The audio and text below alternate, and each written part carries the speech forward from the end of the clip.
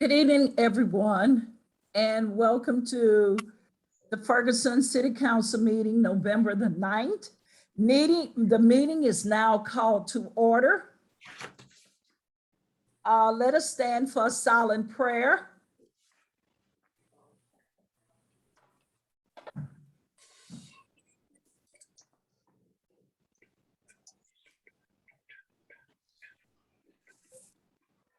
I pledge allegiance to the flag. I pledge allegiance to the flag of the United States of America and to the republic for which it stands, one nation, under God, indivisible, and with liberty and justice for all.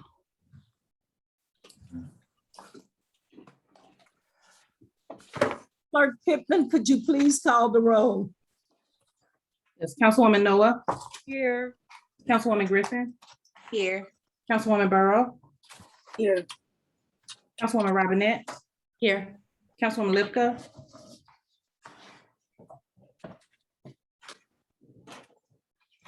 Councilwoman Lipka, Here. Councilwoman Nelson, Here. Mayor Jones. Here, a quorum is present. Next item on the agenda is public comments. Any citizen wanted to have a comment tonight, they had an opportunity to submit their comment via email on yesterday, November the 8th, about 5:00 p.m. Clerk Pittman, do we have any public comments for tonight? Yes, we do. The first comment we have is from Diane Garner.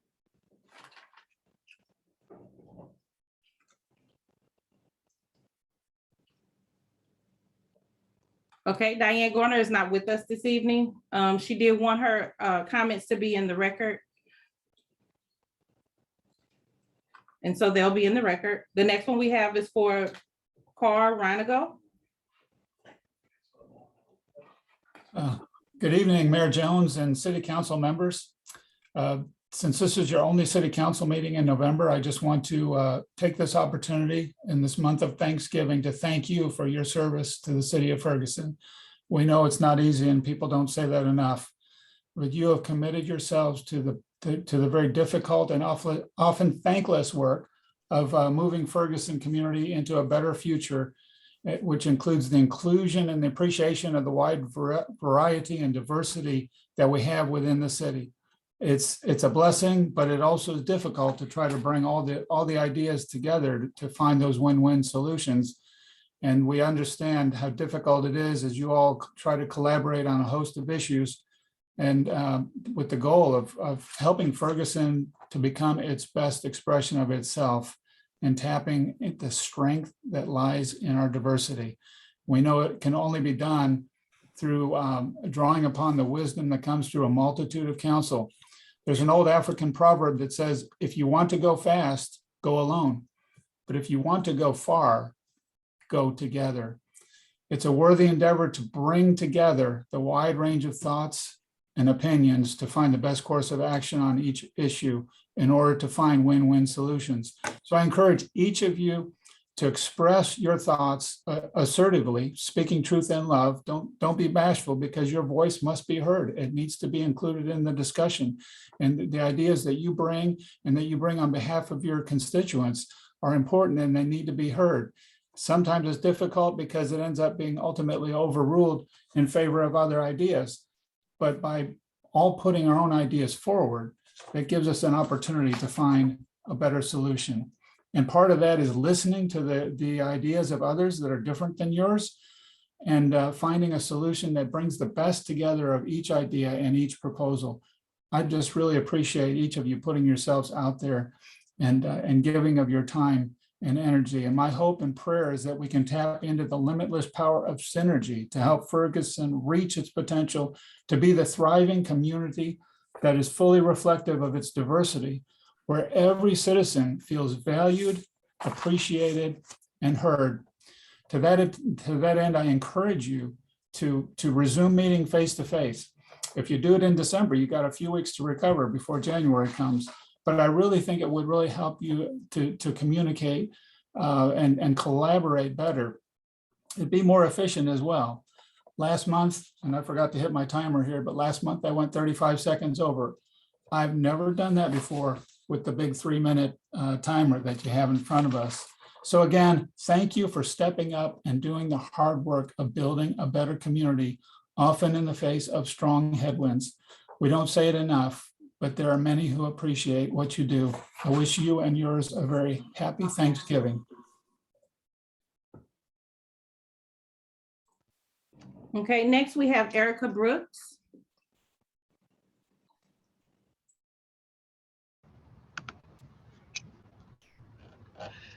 Good evening, dear City of Ferguson and Bi-State Development Agency. We, my son Gabriel Quinn Cornelius, and I, Erica and Brooks, the grassroots organizers, were at this juncture in 2019, spearheading the campaign to retain Bus 79, as well as retain access to affordable, convenient, and safe public transportation after 7 p.m. and on weekends. At that time, there was a feedback process which started 2017. We, the Ferguson community, weren't notified by the city of Ferguson. It was only when my Facebook notifications appeared on my phone that we, Gabriel and I, demanded a chance to get our feedback with Metro Reimagine and a meeting. After arranging a meeting with the former Ferguson city manager, Jeffrey Bloom, did this opportunity happen. We pursued this campaign for 6 months to retain Bus 79. In addition, we stayed in the journey for a year to make sure everything was finalized. However, this time, as a community, we were notified on November the 5th, 2021, which is 24 days before the changes. It came up on their website, and I was sent a text the same day, which was November the 5th, 2021. It explained that our bus services, Bus 79, would be, as they say in quotation marks, temporarily suspended after 8 o'clock. This change is similar to the cut Bi-State project Metro Reimagine. The Ferguson former city manager, Jeffrey Bloom, were trying to arrange before. No bus services after 7 and no services on the weekend, and and cut out the suburban and Dade Avenue. This is the neighborhood portion of Bus 79. Nevertheless, they wanted to retain the business portion of Bus 79 in the special district of Ferguson, Missouri. In addition, the former city manager, Jeffrey Bloom, told me in my face that he empathized with Metro's business sense, totally excluding the importance of his residents, the students, the elderly, taxpaying citizens, low income, the disabled, and anyone else who would have to walk a mile to access affordable, convenient, and safe public transportation. He didn't care about us walking more than a mile to the bus stop. Our physical and health challenges, safety, the weather, carrying our belongings for a mile, etc. This short notice put a strain on our financial circumstances and our job opportunities, increased the homelessness and joblessness, create unsafe neighborhoods and challenging situations for the physically disabled. In addition, it didn't fully line up with the mission of the transportation and mobility section of our Ferguson 2040 comprehensive plan. The mission for Ferguson when it comes to the transportation and mobility is as follows. Transportation and mobility in our Ferguson is essential. The transportation is about connecting people in their community.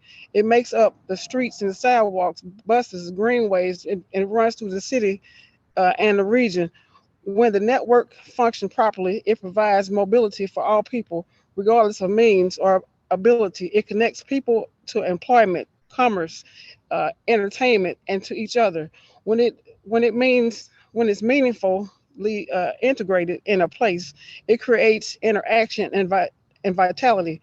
When transportation fails, when it's broken, it adversely affects health, limits opportunities, and can isolate rather than connect. And that was on page 68 of our Ferguson.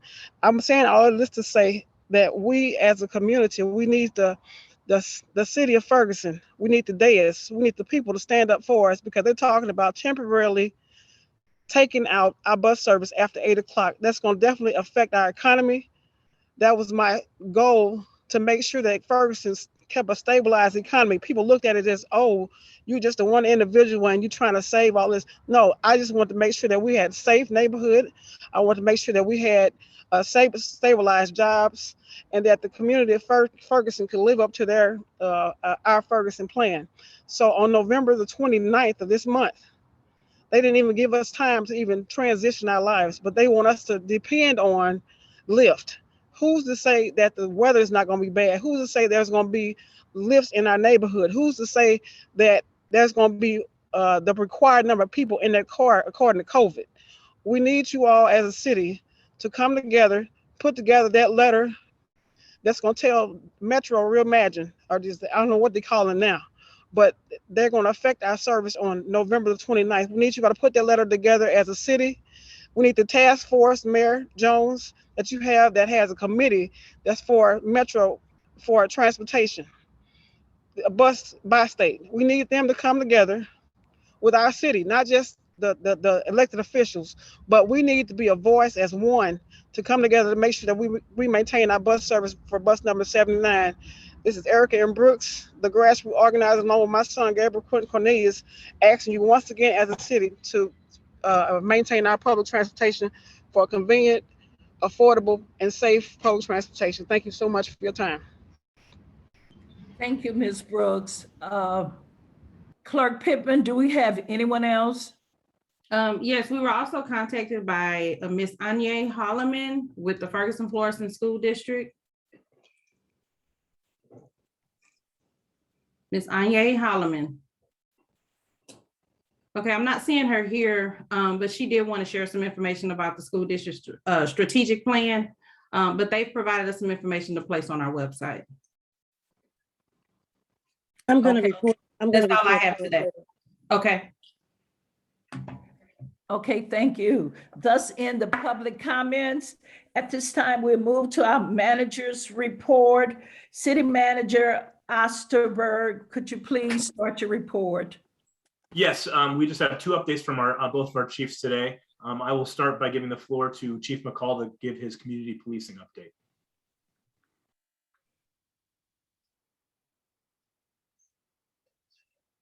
Good evening, Mayor and Council. Thank you for having me. I will not be before you long. Basically, our call trends have pretty much been the same from our last meeting. Nothing really too elaborate to discuss on that. But I will say that we are maintaining and still clearing the different offenses of serious natures within our community. I did want to speak on the fact of with our community engagement and the plan that we've been working on. We did meet today with Crytek, which is a collaborative reform initiative. And we met with their technical assistant center. Basically, we had 4 subject matter experts that flew in today, met with the department, met with community members as well as stakeholders. And really it was a follow-up from a previous meeting. I believe it was either the earlier part of this year, where we discussed the needs and what the community as a whole wanted. And we got a lot of different perspectives. They accumulated this information, went and worked on it, and came back and gave us a presentation on what they observed and suggestions from them. The one benefit about all of this is that it brought everyone together. And to be truthful, we had some serious discussion on today, but I believe that it was beneficial overall. Also, the positive thing when it comes to Crytek is that they're also will be assisting us in getting grants to support our community engagement effort as well. So we're going to maintain that partnership. But other than that, I just wanted to talk one of the things about, granted, we're still going to be serving our community and handling the law enforcement aspect, but priority for us is still and will always be engagement with our community, inclusiveness of our community, and partnering with our community. It's like I've said numerous times, you can never define what a community needs without including the community in that discussion. So we plan on continuing to do that. And basically, I just wanted you all to know that that's still priority, and that's something that we're still doing every day as we speak, despite the different hurdles that we may have. Thank you.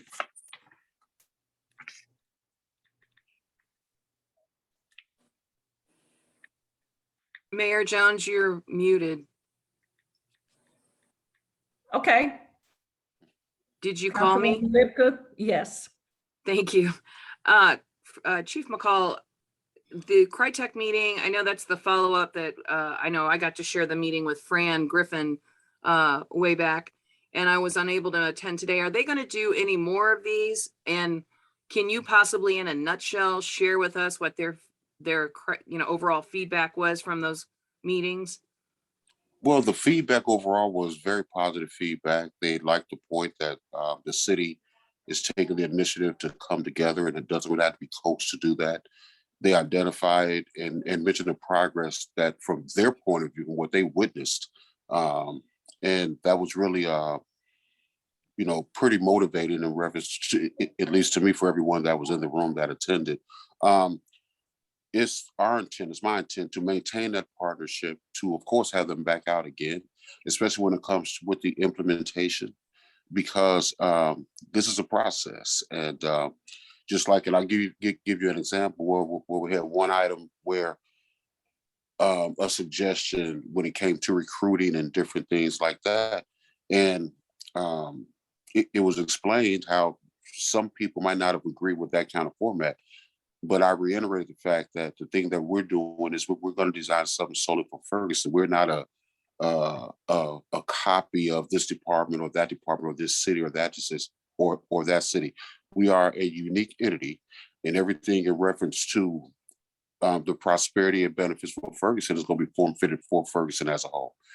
And so with them and what they've done thus far, I had to, commend them for their effort, but at the same time, it felt good to get the positive feedback from them as far as the progress that they see that we're making. Well, and that's really awesome because, I mean, when you say it felt good to get the positive feedback from them, I mean, the people that are watching this need to understand these are freaking experts. These are experts from all across the nation, years and years of experience. When Fran and I got to go last time, there was two men there that, they actually met because they were having a conversation about equity and equality within the community. It was a Black man meeting with the white police chief. And in that conversation, they developed a friendship that then developed a nonprofit that then developed all of this stuff. And their friendship and their conversation became so powerful that it's changing the world as we know it. And so these people, when you say we got positive feedback from experts like that, yeah, I think that's a huge kudos. You also mentioned grants. So moving forward, and they have such a positive feedback and such a positive outlook for us. Did they specifically mention any, let me rephrase that. Did they mention any specific grants that they saw in our near future, and what would that accomplish? No, they did not mention specifically in reference to any grants, but the way it's set up is that with our partnership with them, because also it's dealing with the COPS office, as well as the IACP, which is the International Association of Chiefs of Police. So the thing that they can provide to us by way of grant is technical assistance. So if we decided that we wanted to do this type of a project or this type of an endeavor for our engagement, they can technically assist us, which would help us, of course, financially, be it if it would be software data. One thing I can say is that they've already done is compiled real-time data for us that we're going to be reviewing as far as even with our social media, as far as the percentage of likes or comments, and they're pretty thorough, and they are an asset for us and definitely benefit for us. Well, that's great. And I look forward to the next one because I'd really like to go. And I apologize that I wasn't there today, but I'm sure that you had a very good group of people that were there. So thank you, Yes. Chief McCall, and keep it up, please. Thank you very much. Councilwoman Borough. Good evening, Chief. Thank you for being with us today. Great, Yes. great results. I thank you so very much. Councilwoman Lipka has asked most of the questions that I wanted to ask, but I do want to know, was this meeting taped, recorded in any way? The meeting was not recorded, but the thing that we're going to be compiling is that we had pretty much, like a PowerPoint, and which is things that are going to be submitted to the PD that we're going to be reviewing now. So that would be accessible to you all if you want to take a look at it. Okay, I put my name in the hat, but I didn't get a confirmation back if I was part of the lottery. I do think that in the future, rather than suggest to the council one or two people, because that's what I got from Martin, one or two people from the council would be able to come. Since we 7 represent the actual citizens of this city, I would think that there should be some type of way that any council person that wanted to be firsthand at that gathering, that should be allowed. I don't know if that's your purview, if that's something that runs around in the CIP group engagement from the consent decree, but I think that should be something that should be taken into consideration. I would love to see the notes that would accompany that presentation that you said that would be available, because just to see the presentation without the notes of what was said, it really becomes, like looking at the ocean and not being able to experience being in the water. So if that could be something that you could do to make it known that we would, as council people, would be interested in being able to see that. And I think another good thing is, with all the technology that we have, if the folks are willing to help us with grants and such as that, they should be able to give us a recording of what was actually said in the meeting. Would you check that out for us and let us know, so that when you get that presentation, that we'll be able to have the whole enchilada? Okay, now it's like I said, I do not believe that the meeting was recorded. Okay. Now, as far as the PowerPoint and things like that, the thing I can do, because as far as people took their own individual notes, okay, I go off of it if the council wanted to be briefed or to go a little more in depth, as far as our take from it, or something like that. But that would probably be after, because now I want to review the data.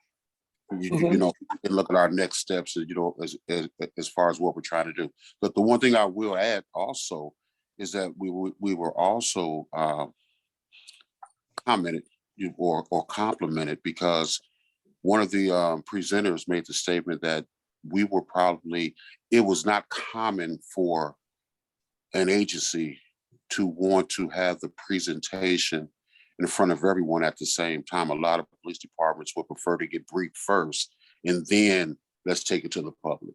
But it was our decision to include everyone, at the same time, to show, true, with the transparency and honestly with the guaranteed commitment that we all have. So exactly. The notes that I'm talking about is when you do a presentation.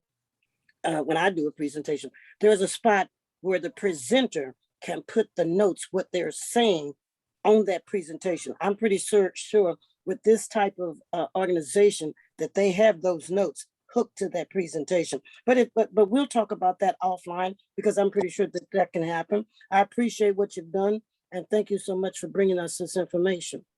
Thank you. Have a good evening, sir. Councilwoman Borough, I sent an email to Nicole Barton stating that all council members were available if they wanted to show up.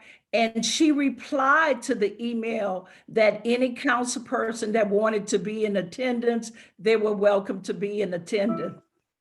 I did not get an email from Barton. I got an email from Barton stating what I just stated. I did not get an email back telling me that I could come to that meeting. That's what I was looking for. I never got it. Thank you so much. Eric? Yes, thank you, Mayor. The next update will be given from Chief Hampton. Mayor, Council, again, a pleasure to be here tonight. But I'm first going to start off with a person I met through the Ministry Alliance. His name's Albert Harold. And we are, working with the school district to better our bond. And through Albert Harold and his Strength of Honor organization or our group, that is one way the Ferguson Fire Department and the Police Department are going to engage with the children and also the school district. So I brought Mr. Harold here tonight to help explain a little bit about the Strength and Honor program. And sir, it's sure up to you, sir. Well, good evening, everyone. I recognize a lot of faces on here. Again, my name is Albert Harold. I have a couple roles, one with the school district. I'm the Director of Family and Community Engagement. And then the nonprofit that we have in Ferguson is called Strength and Honor Mentoring and Tutoring. And so I'll try to, talk about both. So what the first one is, the school district. I'm running a mentoring program for males, for just boys only, but stay tuned. Our girls program is coming. And so I'm going to need a lot of help. What Chief was talking about earlier is, earlier I solicited all the males in Ferguson, Berkeley, wherever you are, if you are a positive male role model and you would like to positively impact a youth, then to sign up. I have a form to sign up. Ironically enough, I'm the person in our district that vet our volunteers. So I'll walk them through the process to where our kids are safe and then that they're safe as well. And so the aim is to, a lot of our boys are males, and you guys know, you have the statistics, they say we are dying, right? I'm a Black male. I have 3 Black sons. I work in Ferguson, Florissant, and my task and my role is to put positive male role models in front of our boys, our Black and brown boys and white boys, so that they have a better chance of being successful adults, right? And so the way we do that is we have all of our schools, the 5th grade schools, are 3 through 5th grade schools on up to high schools are in need of positive male role models. And what we do is we organize these mentoring sessions once a week or once every 2 weeks to where the boys can talk out their issues, their differences, their problems to positive male role models, right? Today I was at a school where I had one boy showed up and I found 2 in the principal's office. So I was like, hey, you 2 boys are coming with me.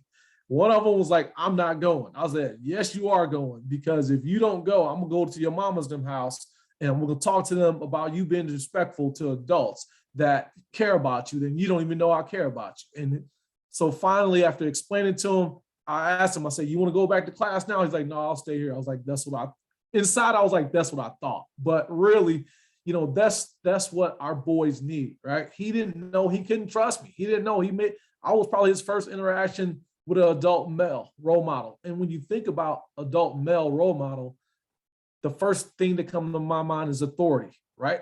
So that's where our police come in. Our boys, they don't understand authority. They're going to talk back. They're going to be disrespectful. Why? Because they don't know. They have not been taught. So what I'm trying to do in the school district is to bring our male role models in. That way our boys, their first interaction with authority is not with our police or with our fire or with or in the streets or at your businesses or at City Hall, whatever it is. And again, I'm a Proverbs, go back to Strength and Honor. Proverbs 22:6 says, train up a child in the way that he should go. When he's old, he won't depart. I'm a science person. I'm an educator. If I don't teach this to the kids, I can't expect them to pass the test, right? And so what I'm trying to do is I'm trying to make sure, hey, okay, they know better. Yeah, that kid, he know better. And so in these sessions, we teach them about life. We teach them to do some community service. Our pillars are scholarship, leadership, responsibility, and manhood. Those are our 4 core values. And we preach that. We tell them that, hey, take out the trash before your parents have to tell you to take out the trash. Hey, be a positive leader. Hey, make choices. And I told them about the story, and I know I can talk a lot. They say I'm a preacher, but I'm gonna tell this quick little story. So I had a student, I was coaching and teaching, I was coaching wrestling and teaching at McClure South Berkeley. I received a phone call from a parent. Coach Harold, my son has been shot. My son has been shot. And I'm panicked. This is the first time I ever heard that, from a parent, one of my coaches, one of my athletes. And so it turns out the kid, he was out doing some stuff he wasn't supposed to do. And so I'm explaining this story to these little boys. I got 5th grade on up to high school that I'm mentoring. And if you guys want to tag along with me, I'm going to Halls Ferry tomorrow. I'll be at Berkeley on Friday. I was at Johnson Wabash today. Next week, I'll be at an innovation school in Cool Valley. So if you guys want to tag along, I'll put my information in the chat. Shoot me an email. But, Levante was shot. Levante wrestled at 135 pounds. When I finally seen Levante, he was 90 pounds. He lost a kidney. He can't have kids anymore, right? And so what I'm explaining to these boys, these young boys, is that, hey, you guys got choices, right? At the end of the day, you are the only you that's ever going to live on this earth, right? And what you do to your life and what you do to others around you is going to be your legacy. It's going to be that dash, because everybody's going to die. That dash is going to be small or it's going to be long, right? What choice are you going to make?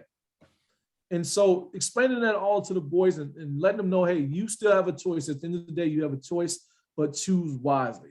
Choose wisely. And so for me, I speak with passion, because when I talk to these boys, I'm talking to my own sons. I got 3 of them. I got nephews. I got nieces. I got cousins that live in Ferguson. I'm born and raised. It's 17 kids. It's 16 of us. Well, I got 16 siblings. I'm number 8. We grew up on 844 Carson Road in that house.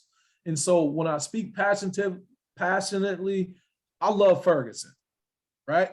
I work in Ferguson. I left, went to school. I had teachers tell me, never come back, Al. Don't ever come back to the city. It's terrible. Don't ever come back. But I was like, because I'm a thinking person, I was like, dude, that makes no sense. If all the talent leaves, the city doesn't grow. So my job is to build. It's to build. And I tell my boys, you guys are builders. You guys don't destroy, you build, you uplift, and that's the message that our boys need to hear. And for, I think the adults need to hear that too, because there is hope, right? Our adults, our kids are looking at us for direction and for leadership, and to not panic and to stay focused and to persevere and to work out differences, right? And so my dad would always say, you so smart, you're dumb. The answers are it's right in front of us, right? That's enough with that, right? So Strength and Honor is celebrating our 10th year anniversary. We started at Hudson Park with about 8 boys 10 years ago. I can't believe it. We, on this past Sunday, we had an open house at First Presbyterian Church in Ferguson, 401 Darst, where Cornerstone Realty, that just sold Oakmont Townhomes, they graciously donated all their workers. They have new paint, TVs, desks, computers. I have an office. I don't know what I'm gonna do with it, but I'm always moving. But it's just such a blessing to get that support from community. I know Chief McCall was talking about community and partners and things like that. When folks see things getting done, they are willing to help out, and so that's Cornerstone Realty. Strength and Honor has 4 programs. We have a summer camp that's dynamic. Our mentoring will start this Friday for boys ages 6 through high school age. We have tutoring that'll pick up in January, and our robotics team is going to pick up real soon. Our robotics team is actually sponsored. We are kind of financed by the Will I Am and the I Am Angel Foundation, the Black Eyed Peas artists. They support our team way out in LA, right? Because they see something in Ferguson, right? So we have that. And when I say we, I'm talking about everybody on this call, the mayor, the council, the city manager, police, fire. We have that resource, right? It's all of us. It's not just one, it's all of us together. And that's the only way we're gonna just, I have hope, for Ferguson, because there's so much strength, there's so much diversity, there's so much strength in us, in our differences, in our likes, in our, experiences, And so I'm done talking because I've been talking all day, I feel like. And so again, it's good to see everybody here. It's good to meet you guys, man. And I'm done talking. Sorry. So as you can see, this is why we wanted to join with Mr. Harold. He's very passionate, and we can only do better for ourselves. So Mr. Harold, thank you, and I will see you on Friday. All right. So my second portion of this is just a real quick COVID update. First off, our COVID infection numbers are steadily declining. The only area that we still have increases is the area between 5 and 9 years old. That's the only area that we're really seeing the increase in numbers.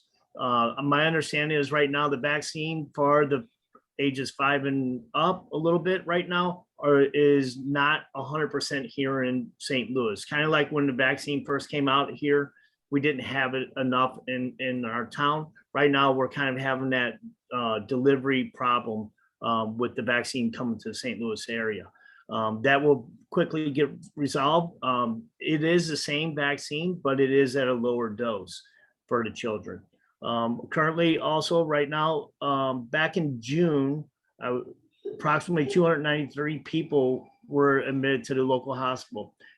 Today, 92 are in the ICU and only 64 are on ventilation. So we are getting better with COVID, but I do think that the mask mandates and things like that have helped the city and also the county area. One other thing is I heard this past week that the mask mandate for the county may also be being lifted as well, potentially by Christmas or the beginning of the year if numbers keep just steadily declining. That's pretty much my update, sir, Mayor and Council.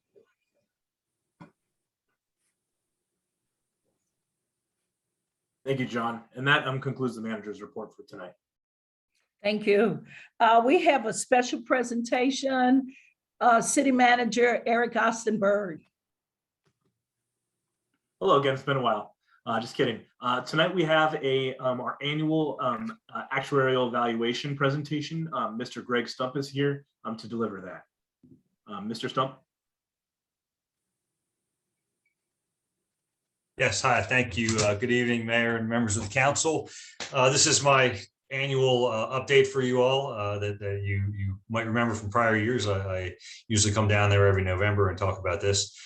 As the actuary for the pension fund, my job, in short, is just to make sure that the plan's properly funded. Now, there's a lot that goes into that, but that's basically what it all boils down to. So part of that is every year we collect data, including fund information, what were the returns, disbursements, contributions, et cetera, over the past year. And the other part of that data is the member data, which includes everybody who's retired, what's their benefit amount, anybody who died over the prior year, everybody who's active, what's their age, service, salary, and all those things. So with that, we come up with the valuation, and I believe you have a copy of it, which should have been sent to you by Lexi Miller. Is that correct? Yes. Okay, good. I am not going to go over the full report. It's 22 pages, but I am going to point out a few things on a few of those pages. If you look at page 5, this shows all the key results. So pretty much anything you would want to know about this valuation is probably going to be on page 5. And without going over every number on the page, what I can tell you is that over the past year, we've seen a big improvement in funding on top of a funding level that was already outstanding and in the 98th or 99th percentile nationwide for public pension plans. So this plan continues to do very well. The funding ratio is over 100% now. The main number that we come up with for the valuation is the contribution requirement for the following year. And what you see on page 5, in the middle of the page, city contribution, breaks it down into pieces. The bottom line. I'm sorry, Greg. Yes. Greg, Octavia, can he share the presentation? Because we're not seeing anything. Is that possible? Yeah, you had something to share, sure. I can do that. I can't do it right now, but that would be fine. Yeah. Well, you're just saying page 5 and we're just seeing everybody's faces. So, Okay, sorry. I was under the impression you had the everybody had the report in front of you.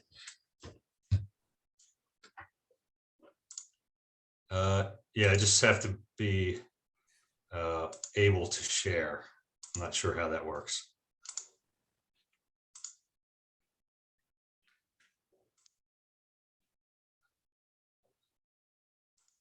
If I try to share, it says, oh, there we go. Screen share. There we go. So, okay. This is page 5 that I was just referring to. And there's a lot of numbers on here, but what I was focusing on was the funding ratio, which is right here.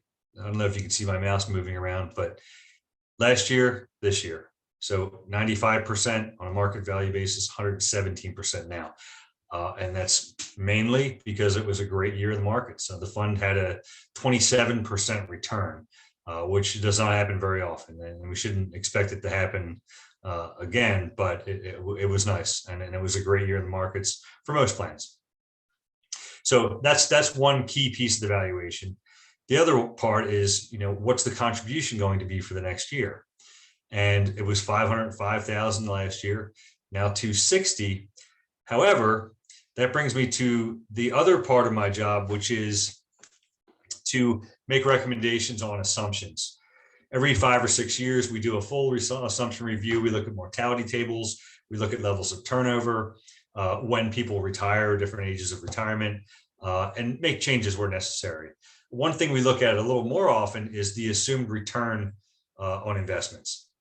The current assumption is 7.25%. So last year, that led us to this $500,000 contribution. This year, at 7.25, that leads us to 260,000. However, one recommendation, and I just flipped to the very last page of the report, which is probably the most important one. One recommendation that I'm making now, and I just discussed this with the pension board, is that this is a very good time to decrease that assumption.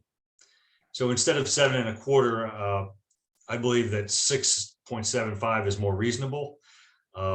It's more in line with expectations for future returns on in the capital markets. Equity returns are expected to be lower, especially after having such a great bull market currently. And fixed income returns are down in the 1 to 2% range. So all of that just kind of pulls that expectation down. So what happens there is if the markets are going to contribute less, the city's going to contribute more. And that's not more versus prior years. That's just more versus no change in that assumption. So I think this 486 is a better number for the contribution. It's still a decrease versus the 505,000. But the other really good news here is that this contribution, this required contribution, is expected to decrease even with that tightening up of that assumption. And that's because the return, as I mentioned, the 27% return during fiscal year 2021 is recognized in pieces over 5 years. We call that asset smoothing. It's really contribution smoothing. But the reason we do that is because if we recognize every good year or bad year in full, your contribution would bounce from 0 to 800,000 down to 100,000 up to 700, and that's not good for pension funding. So with asset smoothing, we recognize that 27% over the course of 5 years, and you see this steady decline in the required contribution. What will it actually look like? We don't know yet. That's another reason we do the valuation every year, because things change. Nobody saw a 27% return coming a year ago. And so we don't know what the market's going to hold between now and the end of June. And we also don't know, how the demographics of the plan are going to change. So, these are not set in stone, but that's just a best estimate. So the bottom line, adopting this more conservative assumption and more realistic assumption still leaves the plan at 100% funded. That's the top of the last page here. We still have unrecognized gains, which is always a good thing, drives the contribution down in future years. And still, the plan is in very, very good shape. there are a lot of pages in this report I skipped, and I'm happy to go over any part that anyone would want to discuss.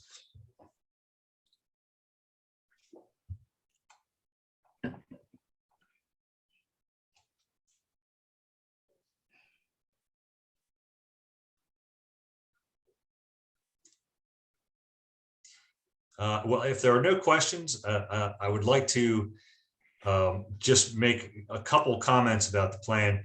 I've been working with this plan since 2005, so it's been 16 years. It's one of the best funded plans I work with. It's one of the best funded plans out there.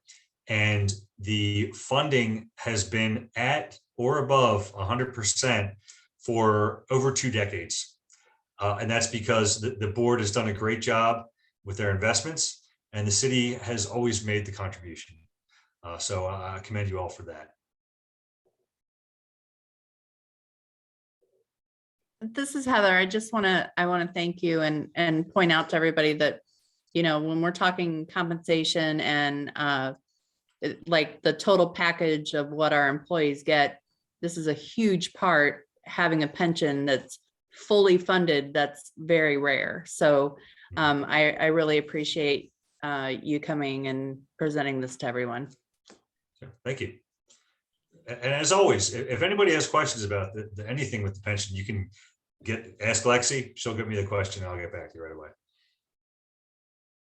Thank you. Thank you. Eric, is there anything else? I just wanted to echo Councilor Robinette's comments. In Colorado, our state pension is 62% funded, very unstable. The 30-year actuarial data says that it might not be funded in 30 years, not be able to keep up with the commitments. So coming here from a state like that and seeing 100% funded was rather incredible. I was actually, I wrote a thesis in college about how I thought that pensions should be abolished because the tendency of them to become unfunded and be significant financial burdens to cities, but it's really incredible to see what we have here. Councilwoman Libka. So I do have a real quick question. Can you kind of just highlight why we want to bring that rate down to the 6.25 instead of 7.7? Because yeah, 6.75 instead of 7.25. Yeah, because I mean, isn't there a concern that when you're too funded, that can also tip over to being not always I mean, it's great to be fully funded, but isn't there a concern of being too much funded? There is, and that could be one of the reasons you would want to decrease that assumption. When you decrease the assumption, then your funding isn't as high. But that's, it's just based on a future expectation. So the main reasons I would say are, number one, and we're not investment consultants or economic experts. We collect data from a large number of them. The consensus is 7% long-term is going to be very, very difficult to achieve. I actually went to a presentation this morning where an investment consultant from Morgan Stanley was explaining that the probability of getting 7% over the next 10 years, according to their analysis, was something like it was like 38%. That was the probability. So that's the number one reason. Number two, we just had a great year in the markets. And so there's this downward pressure on the contribution. That's the time that you want to get more conservative with the assumption. What you don't want to do is, coming off a bad year when your contribution's rising, to change that assumption, that will make it rise more. So this is really good timing for that. And the third reason, just from my actuarial perspective, is that when you decrease the assumption, you lower the probability of having a loss, because now the bar is a little lower, and you lower the magnitude of that loss. So, if you a 6.25% return would be a 100 basis point loss, now it'll be a 50 basis point loss. So Got it. Those are the main reasons. Awesome. Thank you. I like hearing it, and I kind of understand it, but I wanted to make sure that everybody understands it. Yeah. But I do appreciate that. Yep. Very good question. I'm done.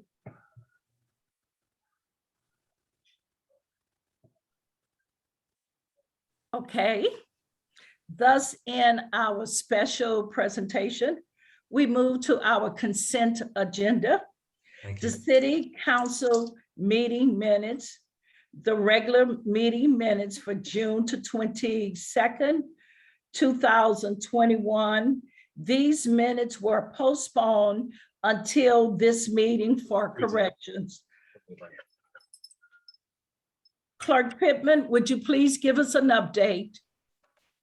Yes, Mayor and Council, I sent the information out just stating that the correction, that there was no need for a correction.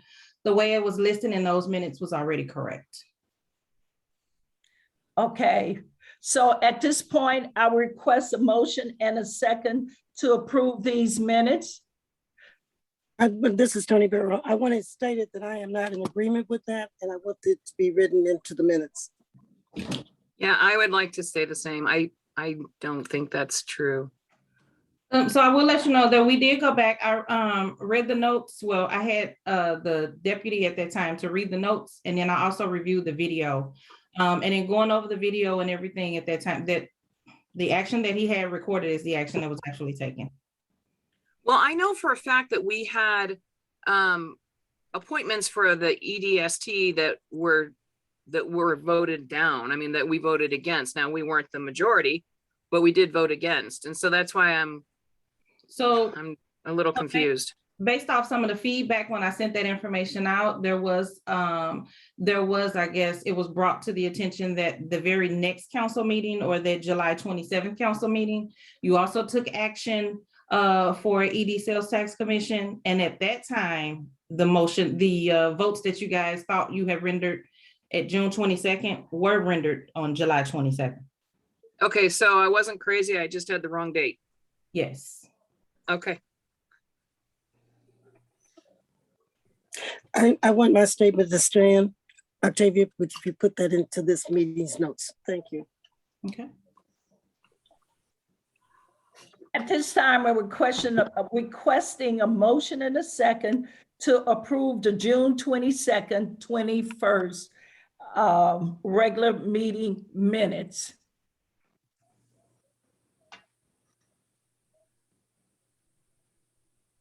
Frank Griffin, so moved. Laquita Noah, second. All in favor, say aye. Aye. Aye. Aye. Any opposed? Tony Barrow. Tony Burrow opposed. We have one who opposed. So therefore, the regular meeting minutes for June 22nd, 2021 passes. The regular meeting minutes for July the 9th, 2021 and October the 26th, 2021. Are there any corrections?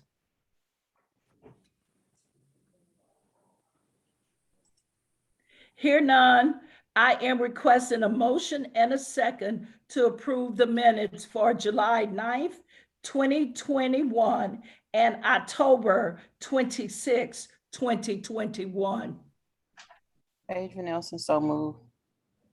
Frank Griffin, seconded. All in favor, say aye. Aye. Any opposed? The ayes have it. The regular meeting minutes for July 9th, 2021 and October 26, 2021 passes. We have the special meeting minutes for October the 26th. Are there any corrections?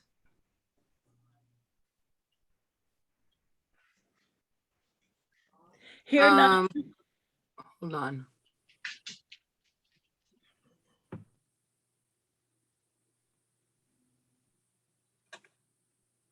No, ma'am. Okay, hearing none. I am requesting a motion and a second to approve the October 26, 2021 special meeting minutes. Are you ready to vote? All in favor? Aye. Aye. Any opposed? The ayes have it. The special meeting minutes for October the 26th, 2021 passes. Mayor, really quick, I'm sorry, I missed who actually made the motion.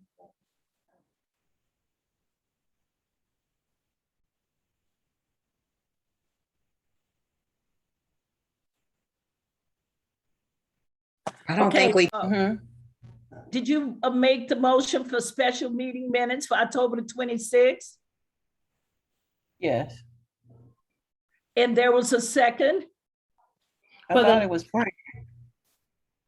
I thought that was for the previous approval. Ms. Right. Nelson made the motion and I seconded for the previous approval. We didn't make a motion or have it a seconded for the October special meeting. minute. Okay, a motion and a second, it was required for October the 26th special meeting minutes. Adrian Nelson, so moved. Naquita, no, a second. Okay. Are you ready to vote? All in favor? Aye, say aye. Aye. Any opposed? The ayes have it. The special meeting minutes for October the 26th passes. Thank you. We move to our proclamations, and we have one for Greater North County Chamber of Commerce, 2022 Business Leader of the Year. A proclamation congratulating Robert Morgartland on being selected as 2022 Business Owner of the Year of the Greater North County Chamber of Commerce. Whereas Bob McGarland is an entrepreneur, a leader, and a champion of North County. He has been the successful owner and leader of Robin Wood Automotive and Tire Service Incorporation for 38 years. Robin Wood Automotive has been a AAA approved repair shop for over 30 years and also participate in the St. Vincent's de Paul Auto Repair Program. And whereas Bob is active in the automotive industry as a member of Midwest Auto Care Alliance, Alliance of Automotive Service Producers of Missouri, and as AMI, Automotive Management Institute Master. You went mute, Ella. Okay. I want to hear every word, Ella.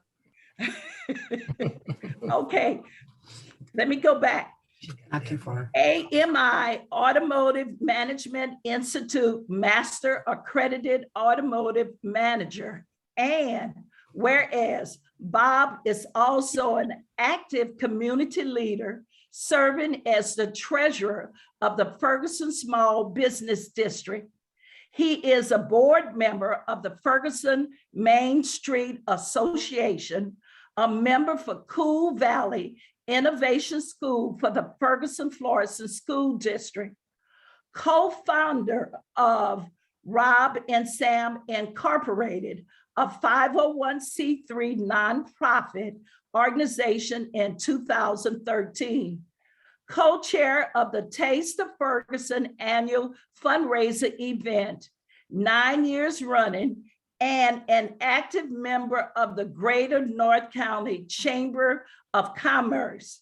And whereas Bob is a child of God and friend of Jesus, he and his lovely wife, Peggy, has been married for 32 years. Congratulations. He is the father of 3 children, Robbie, Maggie, and Kelly. He is an active member of the Blessed Teresa of Calcutta Catholic Church and Blessed Teresa Calcutta Finance Committee member and a St. Vincent de Paul Vincentarian for 30 plus years. Now, therefore, I, Ella Jones, Mayor of the City of Ferguson, Missouri, on behalf of the Ferguson City Council, do hereby congratulate Bob McGarland on being selected as the Greater North County Chambers of Commerce 2022 Business Person of the Year. Congratulations. Congratulations. Congratulations. Hi, Becky. Congratulations. You're muted, Bob. Congratulations. There we go. Thank you all. I am humbled and honored to receive this award. I'm still not sure who nominated me or all the criteria of what it came to get it, but it is an honor to have it, and it's part of being able to represent Ferguson and the local North County community, and able to always shine a spotlight on the positives that go on in our community and in this area. So thank you for the proclamation and all your support. You're welcome. And thank you for taking time out of your schedule to speak at the North County Chambers meeting a couple of months ago. We appreciate you. Oh, you're welcome. Yes. I did send your picture to Linda. I hope she gave it to you. I think she did, yes. Okay, Oh good. yeah, she did. Okay. Good. Congratulations. Thank you, Ella, and everyone in the city council. Proud of you. Yeah, we are, truly. We have another proclamation. Congratulate Dr. Rance Thomas on being selected as the Zykin Family Legacy Award winner. Whereas Dr. Rance Thomas is a dedicated educator, a devoted servant, and community advocate. And whereas Dr. Thomas retired from the U.S. Air Force after 20 years of service, he received a BS in General Studies at the University of Nebraska and an MA in sociology, and earned a PhD in sociology with a concentration in criminology, complex organizations, and race relation. And whereas he was the first professor emeriti for Lewis and Clark Community College, he has served as the president of the Faculty Association of the association's Higher Education Council and a member of the Illinois National Education Association Higher Association Board. In his tenure, he organized a mentoring program for minority students, served as coordinator of the Student Achievement Committee, and was involved in the college establishing a minority committee. The college has since established a continuing Dr. Rance Thomas Scholarship Award for criminal justice students, and whereas Dr. Thomas is an ordained elder in the Presbyterian Church USA and is a member of John Knox Presbyterian Church in Florissant, Missouri. He serves on 2 committees in the Gettian Lovejoy Presbytery. He was elected to serve as Synod Moderate of the Synod of Mid-America for 1 year, which consisted of more than 500 churches in Illinois, Missouri, and Southern Kansas, and has served as chair of a number of committees. He was co-founder of North County Churches Uniting for Race, Harmony, and Justice, NCCU, in 1998, and has served as president since its inception. It consists of 27 churches of various denominations in North St. Louis County, including 4 churches in Ferguson. Whereas he has offered his wisdom to the masses by serving on a plethora of boards and as chair of many communities. Dr. Thomas has received numerous awards for outstanding citizenship, community development, dedication, devotion education, human relations, human and civil rights, leadership, living legacy, peacemaking service, and loyalty. He was inducted into the Southern Illinois University Edwardsville Hall of Fame in 2009. He has received Dr. King's Drum Major Award, the Lewis and Clark Community College Minority Affairs Award, the Annie Malone Children and Family Service Award, the St. Andrews Resource Ageless Remarkable St. Louis Award, and the Christian Hospital Legacy Leadership Award. Whereas in 2016, he received the Sustaining Our Community Award from North County Incorporated, the Silver Beaver Award from the Greater St. Louis Area Council of the Boy Scouts of America, Founding Board Member Award from the Coalition of Concerned Citizens of Alton, a Hazelwood School District Leadership Award, and the Lifetime Achievement Award from Hazelwood School District. He was inducted into the International Educators Hall of Fame in 2017. In 2018, the St. Louis College, Florissant Valley established a continuing Dr. Rance Thomas Community Partnership Award and presented him the first award. He also received the Order of Merit Award from the St. Louis Metropolitan Urban League in 2018. In 2019, he received the Hazelwood District Community Partnership Award. He received the 2007 Missouri House of Representatives Community Development Award and was awarded with Marquee Who's Who Humanitarian Award in 2020, to name just a few. Now, therefore, I, Ella Jones, Mayor of the City of Ferguson, Missouri, on behalf of the Ferguson City Council, hereby congratulate Dr. Rance Thomas on being selected as the Zykin Family Legacy Award.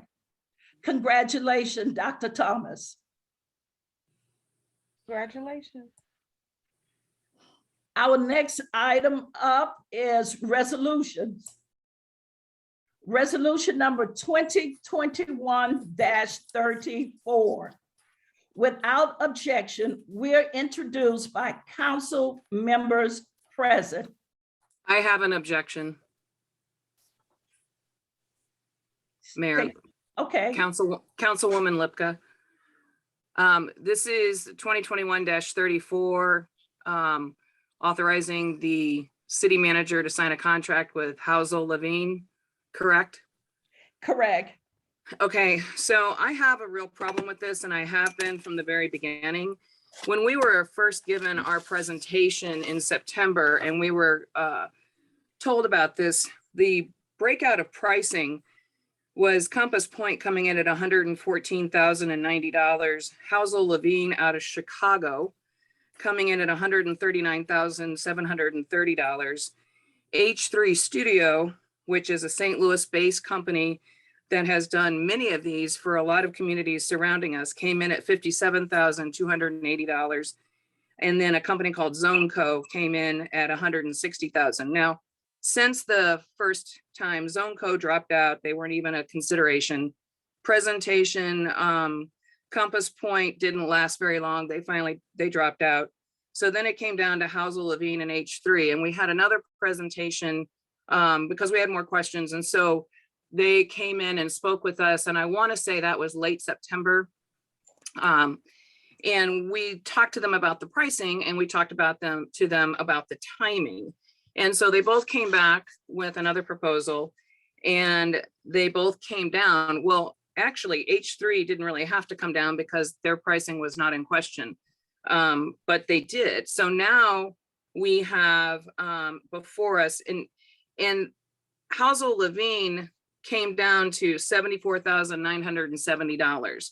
So yes, that is quite a bit, but at the same time, why am I expected to authorize a contract with a company simply because they came down when they're still much more expensive than the company that is local? And the reason that so H3 came in at $49,540. So Housel Levine is still about $30,000 more. Yes, they came down in their price, but they're still $30,000 more. That's $30,000 we don't have to spend. That's $30,000 we can put in some other area. That's $30,000 that we can put into the funds to fix our streets. That's $30,000 we can put in the funds to hire more officers. That's $30,000 we can put in the funds to buy more post-third sales. You know, to me, we have better places to spend that money. H3, I feel, is a very solid choice. And the reason I think it's so important, and I hope that other councilwomen will agree with me, there is a historical differential in the St. Louis County area that is called redlining. And we have seen redlining go through generation and generation and generation. And redlining is accomplished through zoning. Zoning has been the main tool from back in the late 1800s, early 1900s to create this redlining. And when you have a company that has local ties, that has paid attention to this, that has worked with communities surrounding all of Ferguson and can address this directly, historically, and economically, and as a member of the community, as a company that knows what it is and has seen it and knows how to fix it. And they want to come in cheaper, and they want to come in with a shorter timeline. I don't understand why we are considering a company out of Chicago. They have flashier presentations. They have brighter colors on their PowerPoint. They did not sell me whatsoever on what they know about Ferguson. The reason their timeline is longer than H3's is because they got to start from the beginning. They got to start from the beginning. They got to talk to everybody. They got to, gather all their information. H3 is already a jump ahead. H3 already knows what they're doing in the community. I don't know anybody on H3. I'm not pushing them because I have a friendship or anything. I don't know a soul on their team. I am simply going with the fact that I have listened to all their presentations, and I am a council member who is dedicated to trying to find the best solution at the best cost. And when you have a situation, we've got the 2040 plan, we've got all the work that's trying to be created on West Florissant and the work that has been created on West Florissant. We've got the Mercy Medical System there. This is a direct result of breaking redlining. When was the last time West Florissant had a solid medical opportunity at their disposal? This is direct work at breaking redlining, and we need to have a zoning company that knows how to continue that work. I sincerely am completely against this resolution, and I hope that my fellow councilwomen will understand my point and agree with me. We need to save money, and we need to work with a company that understands the very dynamic and important decisions that are going to be made through our zoning codes. Thank you. We have an objection by Councilwoman Lipka. At this time, we will hear from our city attorney, Apollo Carey. I wanted, it was just a point of order. I just wanted to say we needed to get the resolution introduced and note the objection, then get a motion in a second and then have that discussion. But sorry. No, it's fine. So it was just a point of order. I just wanted to make sure we got it introduced first so that we have it in the record, introduced with objection from Councilwoman Lipka. And then you get your motion in second and then discussion. Yeah. Okay, at this point, Attorney Carey, please read the resolution. Yes, ma'am. A resolution authorizing the city manager to execute a contract between the city of Ferguson and Halcyon Levine to prepare a revised and updated zoning subdivision and sign code for the city of Ferguson. City Manager Eric Osterberg, please Good evening, City explain. Council. Sorry. Good evening, Mayor, City Council, and the community. At our last council meeting, we gave an update regarding H3 versus Huzel Levine. And the direction we received from City Council at that point was to move forward with making staff's recommendation, and that there was specifically one question that was outstanding from that meeting, which was what exactly was pulled back from each candidate. So I will now give the floor to Elliot Liebson. Thank you, Eric. Mayor, members of council. Hang on a second. Okay. So both Huzel Levine and H3 significantly scaled back their public participation and the number of staff and plan commission workshops. I don't want to get too far into the weeds on this, but basically they refined their public outreach from a major campaign on the level of the comp plan to a couple of public meetings toward the end of the project. They cut down the focus group and work sessions. Huzel Levine eliminated some of the publications that they had offered to put together in the initial presentation. They both are still planning to use internet and social media as part of their revised outreach. I want to address the nut of this issue. We did substantial review of both the references of, well, frankly, of all of the respondents back when this was coming from the very beginning. And it is our position that the Huzel Levine, for the 25,000 that they have, their bid is over the other one, is by far the best and most responsive based on their enthusiasm for the project, the clarity of their communication, the graphic capability, their experience in comparable communities around the country. I am familiar with the head of H3 Studios. He was working for the city of St. Louis when I was 25 years ago. And what I want to say is that, you know, when the council, when we brought this to the council in the budget review process back at the very beginning, we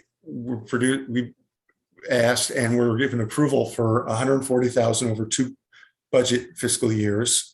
And this is now at just under 75,000.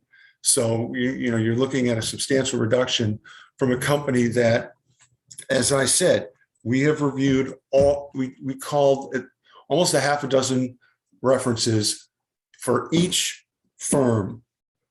And, you know, what it comes down to at the end of the day is that, you know, the impression of the commission, the members of the planning commission who were there at the presentation was, as well as myself, and was that these individuals have the best ability to put the best presentation, best report together, best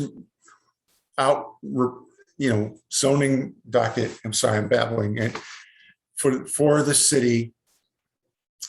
And so at the end of the day, I'm sorry, that ends my presentation. Okay, City Manager, you have anything else to explain or add? I have someone from staff. I do not have anything else to add. Okay. I am requesting a motion and a second for approval. I make a motion not to approve this resolution.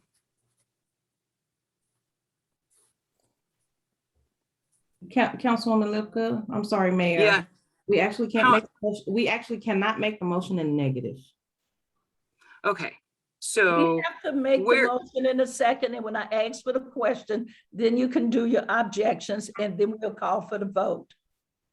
Mayor Jones, I've had my hand up since before Apollo let us know that we were not in order.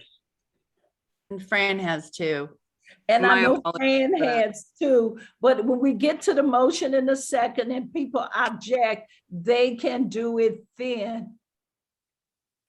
If we were having discussions from Eric and from Elliot, and also when the first objection was made, that was out of order, then we can have discussion now. And Apollo, can you attest to that? So I think the appropriate thing to do is to make the motion in the second. And then unless you have questions of, you know, and if someone has questions of the staff, or if you have questions of Eric, or if you have questions of Elliot, I think those are appropriate right now. That's what I wanted to do, and I know that's. Yeah, if you have questions of them, then I think that's fine right now. But then, you know, the motion in the second, and then whatever other objections you guys might want to get out there before the vote. Right. So Fran, I don't know if you was before me or not, so but you can go ahead if you want. Oh, thank you. Yeah, so my question was really, I mean, because I hear Councilwoman Lipka's point, and I've also heard what Elliot has said. And I guess, you know, first of all, I just want to say, in terms of the redlining, I don't believe either one of these companies would be in favor of doing anything like that. So I just want to say for the record, and on top of that, if we've got people actually, you know, working alongside them within the city, I don't see us doing that. That would be something that we would consciously make sure that we didn't happen. So I don't want the public to No. No, what I was getting ready to say was I don't want the public to assume that that could be a potential thing that would happen if we were to support HL.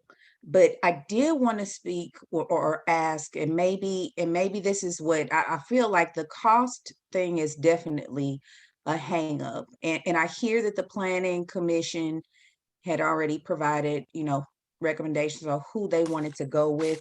I just want to know from just city period, can you please explain your reasoning as to why the $30,000 difference is swallowable, is palatable enough for you to be able to move forward with this recommendation?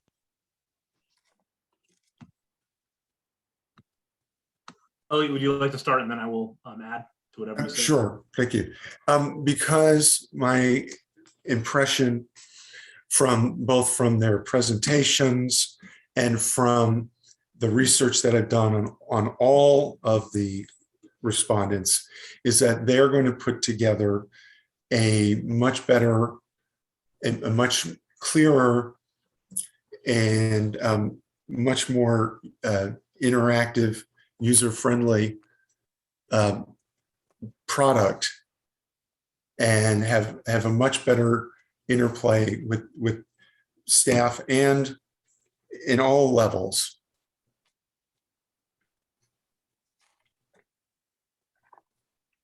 Okay, I just know you all will be working really closely with them. And so for you, being able to maneuver within this system that they have suggested you all use is going to be very key. And so I guess that's what I was trying to get down to. Like, what are we not seeing that you are, you know, in determining who would be the better person or the better company to work with? What are you seeing that we aren't, that gives you the reasoning, the rationale for the $30,000 difference? Well, it comes, they're used. I'm sorry, Eric, go ahead. So one of the things I wanted to draw to kind of illustrate between the two companies is, at least in my opinion, when they were both giving their presentation and then looking through their complete RFP responses, both companies spoke to their ability to kind of take a new approach to zoning guidelines by providing graphic graphic illustrations of zoning code. Now, as we're moving forward as a city, looking to encourage small business development and not just corporate development, I think it's really important that we have graphics that make sense to people and that are easy to read and understand for those businesses. And I thought that personally, in my opinion, that Huzel Levine was superior when compared to H3. The other thing that I will say from my perspective, having read through both, is that the team at Huzel Levine is not only more energized, but they seem to be at the forefront of their thought. They seem to have a better understanding. They have more credentials and nods from the APA.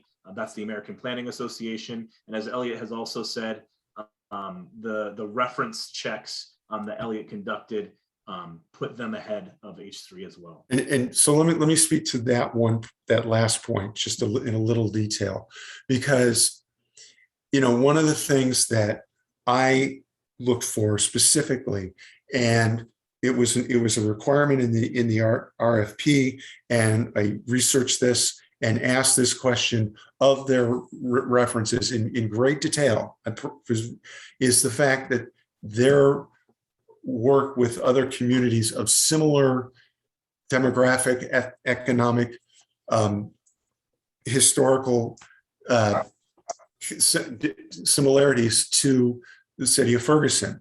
Now, maybe they're not in St. Louis, but the fact is, the Huzel Levine had much more experience in these communities, and these communities, the references that I spoke to, were able to speak to me in great detail about the work that they did and their ability to interface with a variety of different actors at all levels. And that was something that I took great pains to get access to.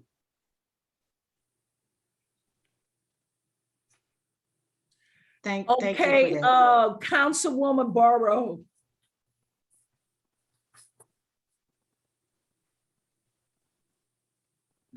You're muted. You're muted. I completely understand where you're coming from, Eric and Elliot, in your champion, Levine. I will say though, when you talk about all their credentials, let everybody stop and take a look at what I'm about to say here. Elliot has told this forum right here at least 3 times that he has worked with somebody at Levine before he came to Ferguson. No, at H3. At H3. Was it H3? It was H3, and we were colleagues. Okay, you were colleagues, not necessarily worked with him. So it's things like that. When you see folks with all of these credentials and everything, I don't knock it down, but what I will say to you, they've got people like Elliot here saying, oh, this is a good company. I got a brother over there. I just don't want people to get hooked up on that. We saw a lot of their credentials. Having credentials on paper, it's like these proclamations that we give out. Somebody give us the words, we read them off. For Rance and for Bob McGutton, I know them personally, so I can attest to everything that was said, but everybody don't know them like that. I'm just giving you a scenario, folks that's listening, especially people on this team. When we were talking about these 2 companies for the last couple of council meetings, I did not expect for the city manager to go back and interpret that what we were looking for this time was a resolution. That's not what I was looking for, because what I wanted to know was, hey, how come we got to pay $30,000 more? And I do understand that we had budgeted $140,000, but just because I budget that I'm only going to spend $600 a month on groceries, don't mean I'm going to buy $600 worth of groceries. If I can get my groceries at $300 for this month, I'm going to eat light. So that $140,000 that we had budgeted in the CIP or wherever that was, that doesn't hold water right now. What I'm looking at is we get the same result product, but we paying $30,000 more for it. That's just common sense. And in this era where we are strapped for money, I would think that the persons that we have in our city that are handling our affairs financially, I would expect more.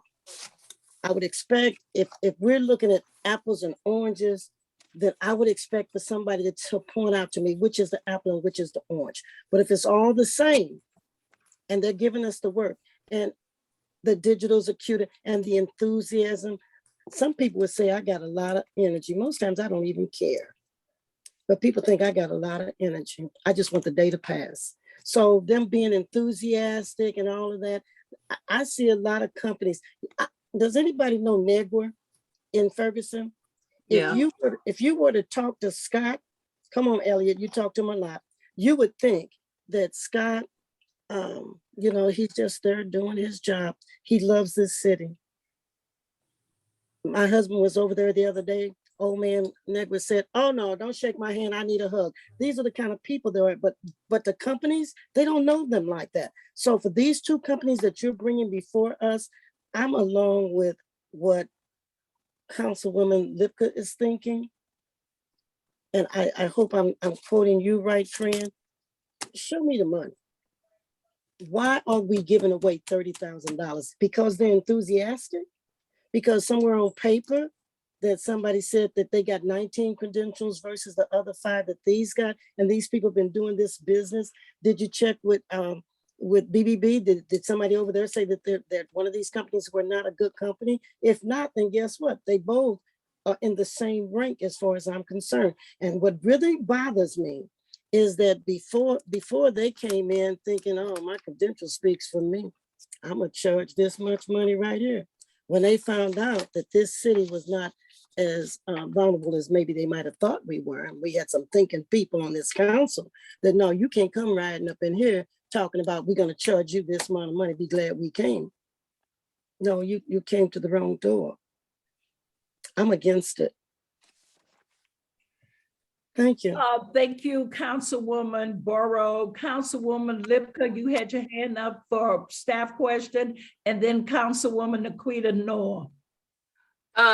Actually, let's see, let me look at my notes here. I got my staff, I don't have a staff question. I would like to just clarify one thing though, Mayor. When Councilwoman Griffin was referring to my comments about redlining, Councilwoman Griffin, I wasn't saying that either one of these companies would do that actively.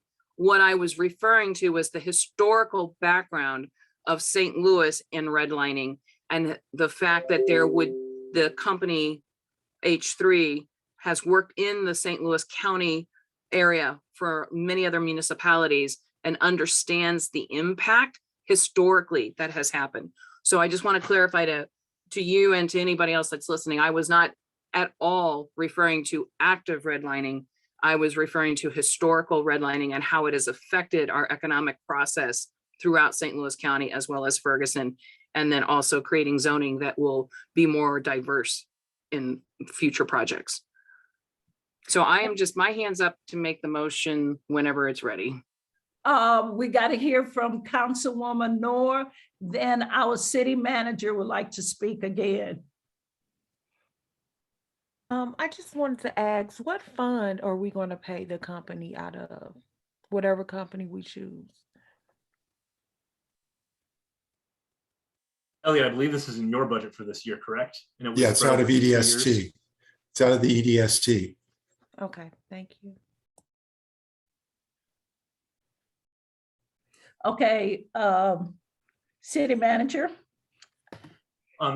Just final comments from staff. I think that credentials are very important to weigh in when you're looking at people responding, and relying on understanding what their past experience is monumentally important as well. And then as a final note, I'll just say in my career as in city management, an RFP coming in just about 50% under budget is really impressive.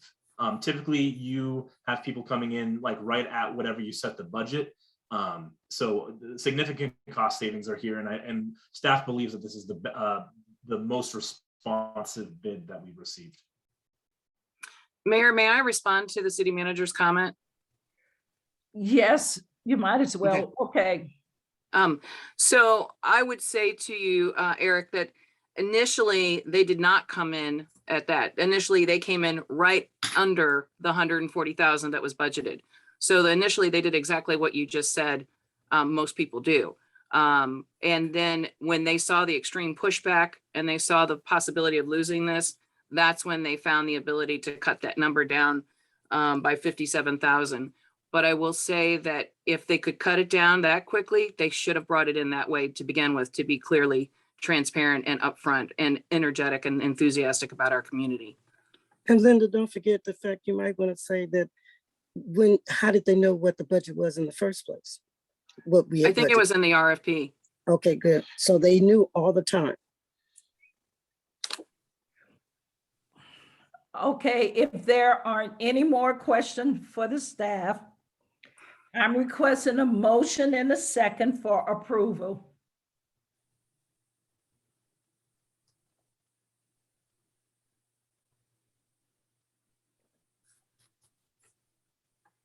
So moved, Frank Griffin.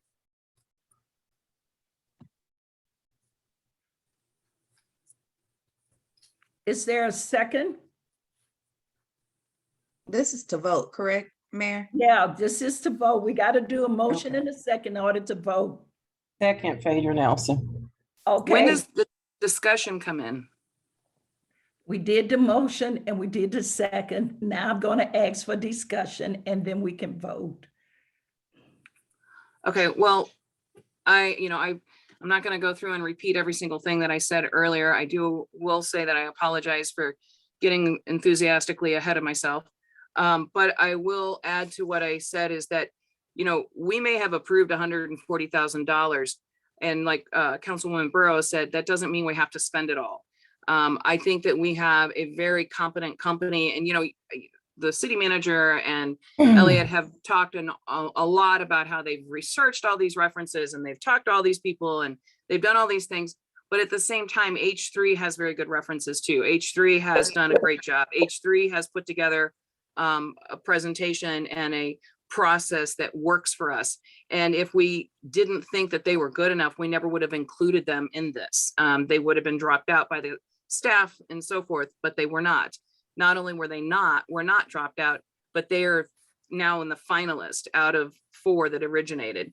I would also say that there is a lot of this that falls on Elliot's lap. He needs to be working alongside, and I want to see a conjunction and a combination and not just some high-powered company coming in and doing it all. And I would also go to the fact that we've heard many times in this discussion already that there's so many similarities that they've done in other cities that are like Ferguson, and they meet the criteria and they meet the numbers and so forth, the demographics. But the thing is, those cities are not in the state of Missouri. The state of Missouri historically is one of the originating states of redlining. And I'm going to go back to that because it's very important to keep in mind. The Veiled Prophet Parade, the Veiled Prophet organization, that was originated through redlining. Those were the billionaires in St. Louis that created zoning laws that blocked any person of color to come anywhere near them. When the January Wabash Railroad was built, on this side, that was a good place to live. On this side, it wasn't. And it's been that way for years. And that mentality has helped to develop the business process and the business development of Ferguson itself. That's why you see, West Florissant is fighting to get past that redlining. And I'm saying to you folks, we've got to keep working on this, and we've got to work with, I am sure that this company has worked with cities that are similar to Ferguson, but they're not in the state of Missouri. They're not in the city of St. Louis.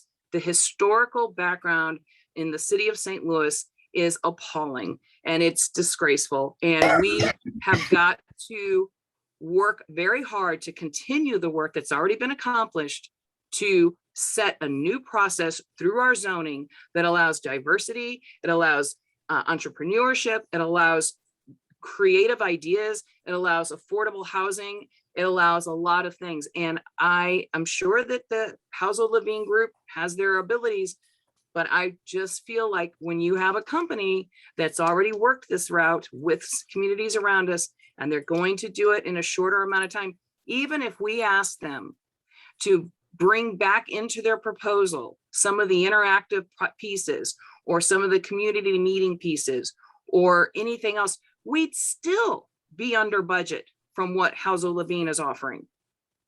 Keep that in mind. When we had the presentation from them last time, there were a couple of things that they had as an add-on cost and Housel Levine had included.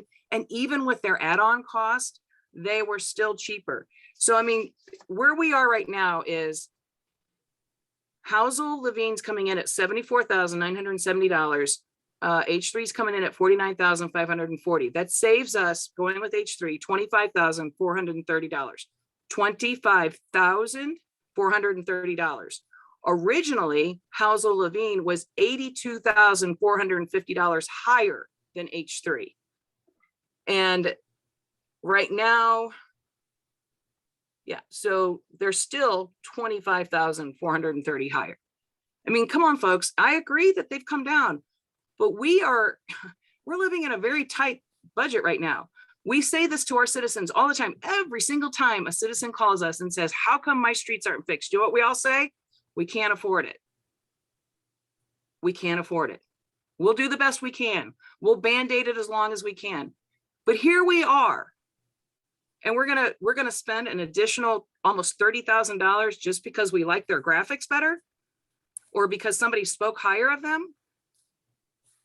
I'm sorry, folks. I think we need to be a lot more fiscally responsible for this money, and we need to work with a company that understands the idiosyncrasies of the historic background of zoning laws and their impact on the city of St. Louis and how it affects the counties in Ferguson, Missouri. Thank you. Thank you. At this time, Councilwoman Griffin, and then we'll hear from Councilwoman Borough, and then we'll call for the roll call vote. I just thought that logic that Councilwoman Lipka just used was really interesting, because I look at things from a different perspective. And I'm like, if we're talking about redlining, and we're talking about the veiled profit, and we're talking about millionaires of construction companies that put these type of laws in place or advocated for them, the last thing I would want to do as a person who actually is from those type of communities that were impacted would be to want to work with a company who may be the grandson of some of these companies that just originally put this in. But I'm just saying, if we're using that logic, that's where my head would go. And I'm not saying that to imply in any way that either one of these companies would want to do that. And I understand what you're saying, Councilwoman Lipka, that's not what you're saying either. For me, it doesn't necessarily have so much to do with where they came in at originally versus what they came at the last moment. But I do hear what Councilwoman Lipka's point is in regards to the final amount that we're asking. And that's why I kept, asking what is the big difference? Now, I know at our previous meeting, we talked about taking out the community, portion, or reducing that portion, because a lot of this work was going to be at the hands of staff and this company. We also, and I've heard this several times from Councilwoman Lipka during city council meetings, talk about how completely overbooked our staff is in regards to the responsibilities that they have to do. And so for me, when I asked that question to Elliot, when I asked that question to Mr. Osterberg about because I had to understand, I had to look at it from their perspective. What is it that we're missing that they get? And I, even though Elliot says it in Elliot's way, I heard what Elliot said. And it made me apply that process. It made me apply that to what he was saying, as well as to what we always as a council talk about. So, and then not to mention the fact that I look at the planning commission, we do have a planning commission, and there were people there, just like they were invited every last, am I wrong, Elliot? There were members that were also invited to participate. So the argument that not everybody was present, when at this point, and I'm speaking specifically in terms of the planning commission, at this point, that's null and void, because there was opportunity for participation. I can't say, well, not everybody was there if folks choose not to be there. Like that's, so what I'm saying, the gist of it is, I hear the difference, and I'm hearing what Elliot, and I'm hearing what Mr. Osterberg is saying, and I'm thinking that we have spent plenty of time looking over the pros and cons. I just want us to look at this, you know, as a real thing, because the ultimate goal is getting this zoning in place. Like, and the ultimate zone is getting this zoning in place and us being conscious of some of the things that Councilwoman Lipka talked about, so that we can ensure that we won't go down that road anymore. Like that would be my dream, for us to never have to go down the road of doing anything close to resembling any kind of redlining anymore. Like that would be ultimate for me. So just listening to what everyone has said, I really wanted to give an open mind to the whole process. And I think ultimately I am in favor of supporting this. Okay, Councilwoman Burrow, and after Councilwoman Burrow, we will call for the vote. Thank you. Fran, you can answer this question for me. So did you just say that what you got out of this extra money is that they would be able to do some of the work that our staff would have to do if they weren't doing it? Is that what I heard you say? No, what I said was that I've heard on several occasions during previous city council meetings that Councilwoman Lipka, and I would add at this point, like also you, we've all acknowledged, I don't want to do jabs. We've all acknowledged that that staff is spread thin. We've all acknowledged the commitment that they've had to this work. And so what I'm saying is, when I asked, because I just wasn't getting the why. What is the reasoning? I don't want to cut you off. I don't want to cut you off. Why? I just want to say, I just want to ask you just this one question. Are we going to be paying the extra $30,000 so that our staff can do their work, and we give them we give the Levine the $30, and we won't have to weigh down our staff? Because I do know that I don't know the actual cost of Elliot's fees, but some of the things that I know that this project calls for is under Elliot's preview to do. That is his job, is what he does. And so I'm just wanting to make sure, I think I got it for myself, what you was just explaining. So thanks. Let me answer it directly then. The answer to that question, I don't believe that Elliot would be completely eliminating his workload if he chose to go with this one. No, I do. I believe that it will definitely help to the overall responsibilities that Elliot as well as them will have? Yeah, I think they'll do great working together.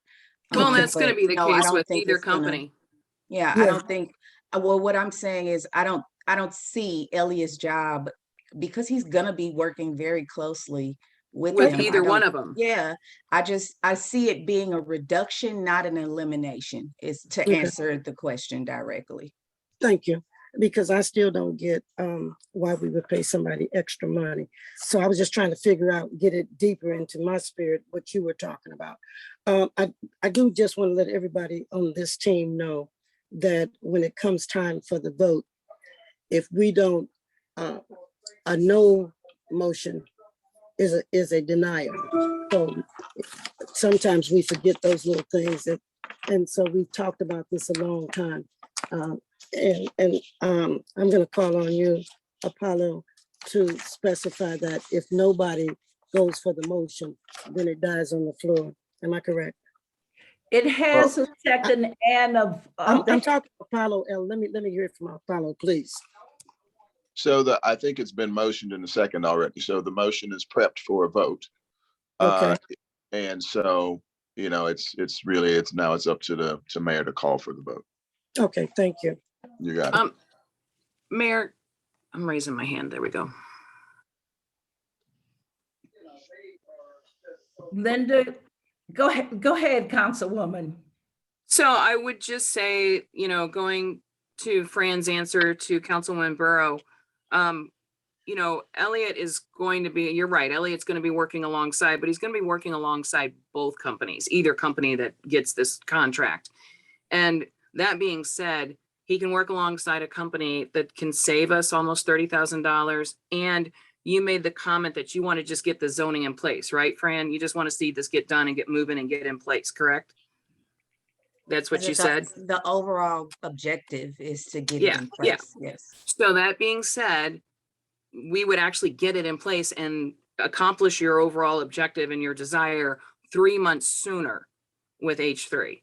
So, using your own commentary, you're right, Elliot would work alongside either one of them. H3, we would save money as a council, as a city, and we'd be able to spend it on our citizens in other areas that are important.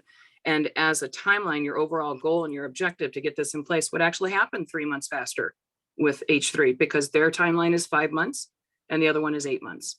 So that's all I have.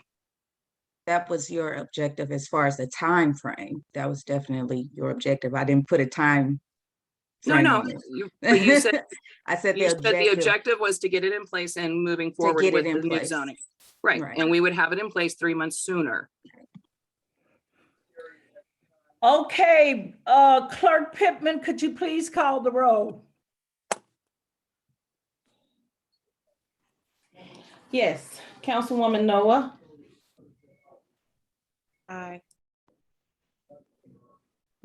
Councilwoman Griffin. Aye. Councilwoman Burrow.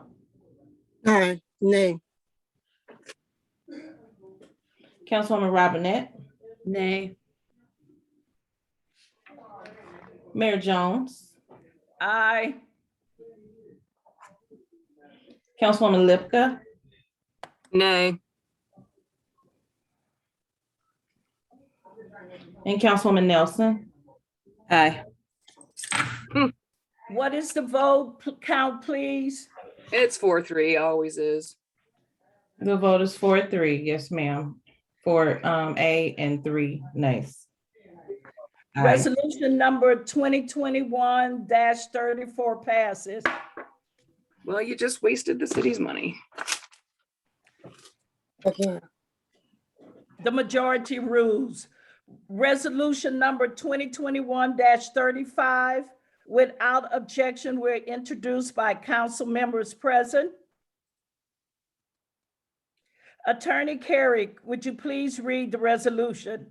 Yes, ma'am. Resolution number 2021-35, a resolution amending Resolution 2021-25, appropriating additional revenue and amending the 2021-2022 capital improvement fund budgets. City Manager, do you have an explanation, please? Yes, I do. So I'm actually just going to give the floor to Lexi Miller, who will fill you in on the details.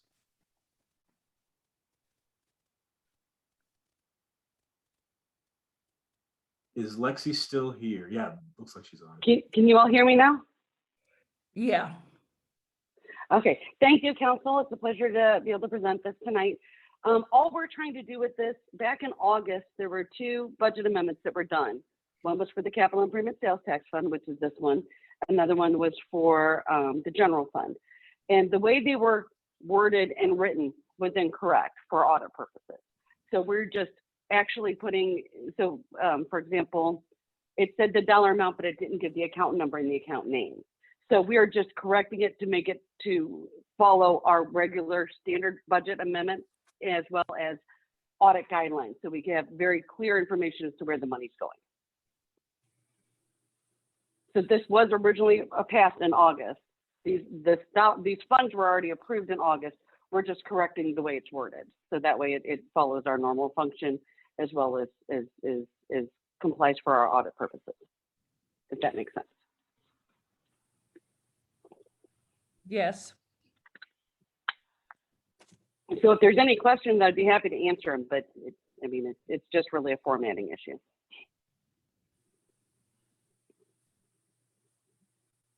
Councilwoman Burrow, you have your hand up.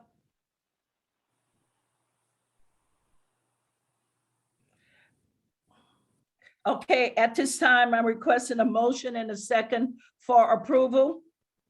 So moved, Heather Robinette. Seconded, Frank Griffin. Clerk Pittman, could you please call the roll? Councilwoman Griffin, Aye. Councilwoman Burrow, Aye. Councilwoman Robinette, Aye. Mayor Jones, Aye. Councilwoman Lipka, I abstain. My vote doesn't matter anymore. Councilwoman Nelson, Aye. Councilwoman Noah, Aye.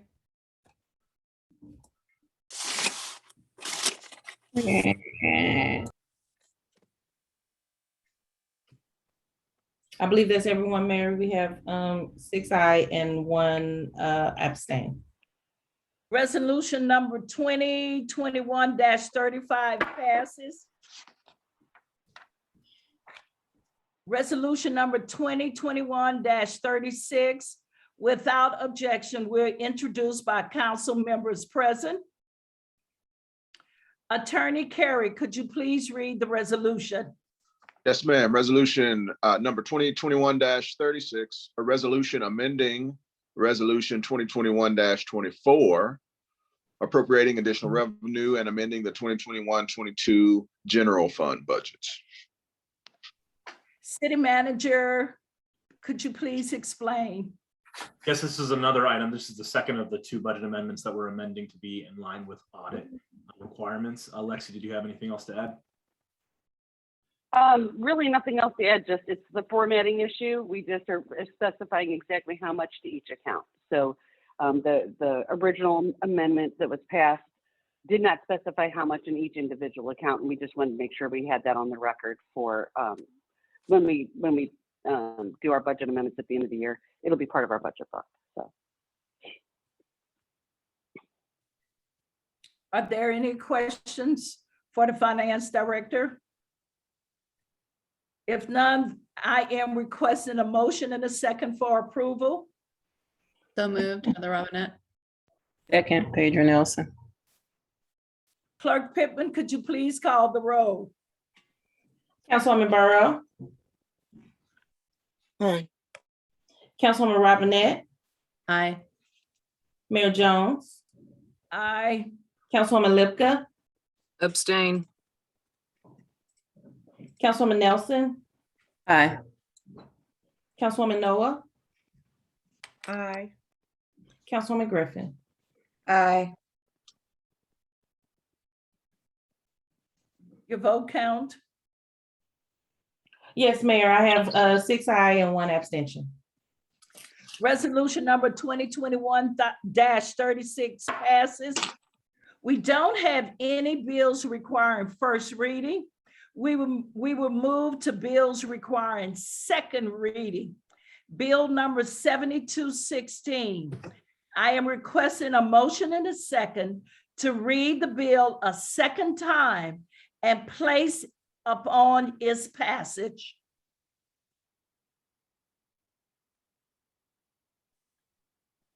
So moved, Heather Robinette. Seconded, Frank Griffin. Attorney Carey, please read the bill. Yes, ma'am. Bill number 7216. An ordinance amending Chapter 7 of the Code of Ordinances of the City of Ferguson and adopting new building, electrical, plumbing, mechanical, residential, existing building, property maintenance, fuel and gas, and energy conservation codes. City Manager Eric Osterberg, do you have anything to add? Just a brief comment. This was in, the first reading was before you at City Council meeting last time we met. This is for us adopting the 2018 building codes. This item and then the next bill.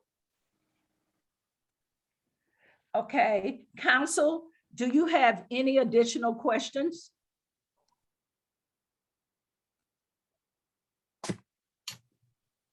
Hear none. City Clerk Pittman, could you please call the roll? Councilwoman Robinette, Aye. Mayor Jones, Aye. Councilwoman Lipka, Abstain. Councilwoman Nelson, Aye. Councilwoman Noah, Aye. Councilwoman Griffin, Aye. Councilwoman Burrow. Aye. Okay, again, Mayor, six aye and one abstention. Bill number 7216 passes. Bill number 7217, I am requesting a motion and a second to read the bill a second time and place upon its passage. So moved, Heather Robinette. Second, Phaedra Nelson. Attorney Carey, could you please read the bill? Yes, ma'am. Bill number 7217, an ordinance amending chapter 17 of the Code of Ordinances of the City of Ferguson and adopting new fire prevention codes. City Manager Eric, do you have anything to add? No, I do not. Council members, do you have any questions? Hear none. Clerk Pittman, could you please call the roll? Mayor Jones. Aye. Councilwoman Lipka. Aye. Councilwoman Nelson. Aye. Councilwoman Noah. Aye. Councilwoman Griffin. Aye. Councilwoman Burrow. Aye. Councilwoman Robinette. Aye. All in favor, Mayor. Bill number 7217 passes. Do we have any unfinished business? Hear none. Any new business? We will move to our miscellaneous portion. Councilwoman Noor. Yeah, I just would like to say a happy early Veterans Day to all of our veterans in Ferguson. And thanks to Mr. Bob McCarty for ensuring McGartland. a special thanks to Bob McCarty. McGartland. It's McGartland. Bob McCarty's a whole different person who's also awesome. Linda, I know. A point of order, please. It's McCartland, okay? McGarland. But that's not who I'm talking about. I'm talking about Bob McCarty for ensuring that we work together to hang the American flags along South Florissant Road. Is that okay? Okay. My apologies completely. Thank you. So thank you, Bob. And I just want to send a special thanks to all of the citizens that report their concerns. I want the citizens to know we are listening and trying to work together to continue to support Ferguson as the community of choice. And just a happy Thanksgiving, everyone. Be safe. Thank you. Councilwoman Griffin. Thank you, Mayor. I wanted to thank Nicole Barton as well as Chief McCall for inviting us to the CRITEC meeting. That was really interesting. I actually enjoyed being able to listen to them, and ultimately what I got from what they said, because there was not many instructions that they gave us. It was literally telling us that regardless of whether we agree or not, we can come together and have discussions regarding why we don't agree and figure out how we can move forward together. And so that was pretty much the gist of that meeting. Like, that was pretty much the gist of that one. But again, I remember Chief McCall saying that he was going to get the PowerPoints. They were going to send him the PowerPoints. So I'm sure that they'll be sending them to anyone who is interested in, learning more about what actually took place during those meetings. Mr. Harold, I so appreciate you. I believe Mr. Harold was, he might have worked with my oldest son at the time in McClure, South Berkeley. I don't remember what it was, but I know Mr.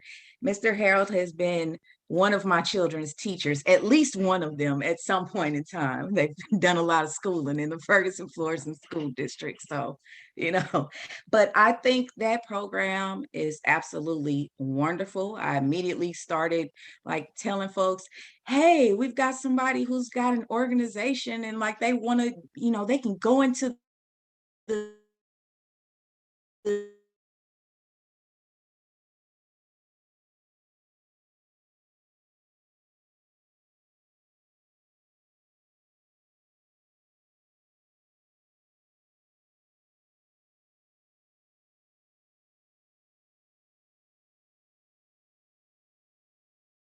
with him, and if there's any way or any information or contact information that you can provide so that we can, if we have other young men in the community or women in the community that would like to participate with your help in some kind of way, contribute, please, share that information and I'll be happy to pass it along. Today's presentation about inclusionary zoning, well, that wasn't what it was all about, but I definitely heard that.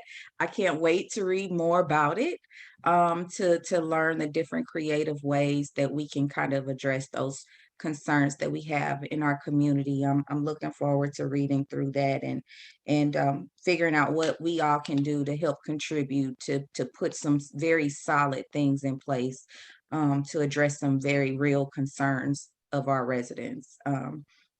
I was just explaining to one of the other councilwomen the other day is that, for us councilwomen in the 3rd Ward, just like council people get calls from homeowners about concerns in the community and they look to, you to see what you can do. If you can't even do anything, you can at least refer them to somebody. Those are the same type of calls that we as councilwomen get. We just happen to get a majority of our calls come from apartment complexes.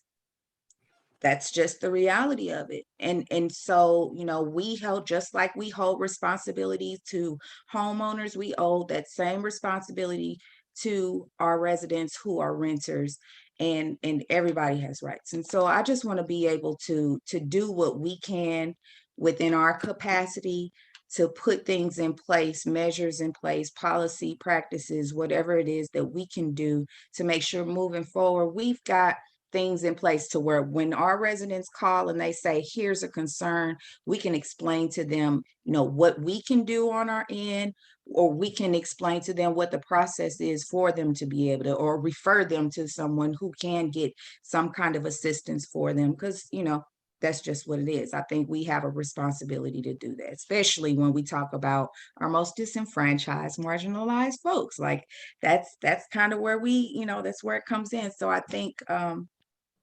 appreciate us for even being open at this point to have the conversation, because we see that this is a reoccurring thing and it's something that we need to end indefinitely. So I appreciate us for being open to at least exploring and learning what our options are, us knowing what we have already on the books that we can utilize to ensure that everybody is living a healthy, safe life in our community. So thank you. And happy holidays to everyone. Okay, Councilwoman Borough. This is Thanksgiving month. And so I come thankful. Thank you, Octavia, for a fantastic council retreat. I really appreciate that. For a minute there, I saw things working. So don't give up. I want to thank Pastor Carl for just giving thanks to the council for the work we do. It's more than what you see here, thank God. And I'm thankful to Linda Lipka in particular tonight for, you talk about enthusiasm and you talk about being caring and treating this city as not just a catchphrase about your city of choice, because when I moved to Ferguson, that's what I had, my city of choice, but you live and breathe it, and I appreciate it. I'm thankful that you're here in this city and in this council. I just want you also to know that what you do is important. So thank you, Linda Lipka, for what you do. I have the privilege to sit on the committee, steering committee with the Ferguson Florissant School District of the strategic planning for their 5-year strategic plan. And I have invited Eric, you to meet next month with the Ministerial Alliance, where we will be talking strategic plan. I have also set you up with an appointment with Dr. Davis, superintendent, so that we can discuss, because they're paying a pretty penny for this strategic plan. And I can see already, I did give him your message and he was grateful and thankful. So I think you guys are going to work very well together in the strategic plan, not only for the school district, but for the city as well. Also, Carrie over at the Presbyterian, I set up, I had told you about that, set up an appointment with Carrie for you and the Harold, the one you heard tonight. He is over there doing this great work. So you'll be working with the three of them, Eric, as well. So thank you for sending me your calendar and allowing me to set up these invitations and the calendar. Every one of the people that I have set up an appointment with you with are grateful and are willing to and waiting to meet with you. Thank you, Eric, for that. I appreciate it. Talk about the steering committee. This Monday, what we did, and we have these every month, and this month, what we did, we talked about the goals, the core values, and the vision plan and the mission. And I just want this whole city to know that we have a school district that is consummate. We talked about in the core values section about excellence and quality and community relationships, integrity. I beat the death out of equity and customer service. Those are my two. And student-centered readiness for global readiness. And it was fantastic and everybody was engaged. If you go out on the website, you can see there are 30 people on this committee and they're leaders in this city. They are parents, they're teachers. They come from far and wide. We have employed the Insight Education Group and they're the ones that's walking us through this. I've done strategic planning with Mizzou and a couple other Fortune 500 companies. I've done strategic planning, and I got to tell you, what we're doing at FFSD rivals those that we've done for Fortune 500 companies. So we're sending out a survey, and we're sending it to all the citizens. Octavia, I'm going to want you to put it on the website tomorrow, and I would ask that every one of you, please provide your thoughts and your ideas and your suggestions. It's a real quick survey, but we need this survey to make this a go. We have kids, and I'm going to pick on you, Heather, for just a minute. We have kids who are got 4 grade point averages, taking AP classes, ready for college. They have gotten there through what we do in the Ferguson Florissant School District. Harold is a family member, so it's kind of strange for me to call him Harold. But anyway, he's been doing this for a while. He is on the steering committee. So we're having a lot of people engaged. I want this council to get engaged. I don't know how to bring you forward, but just other than just telling you it's available to you. And the first thing I would ask for this council to do is to take the survey. The last thing I'm doing with Urban League, again, this year, I'm partnered with them, talked to Gwen Diggs and said, hey, do you have need of the service again this year? And she said, I'll get them in touch with you right away. So PACT will be furnishing 7 of their schools with spank brand new coats for the winter for their students at the early childhood development. I don't go pick out the coats, I just write the check.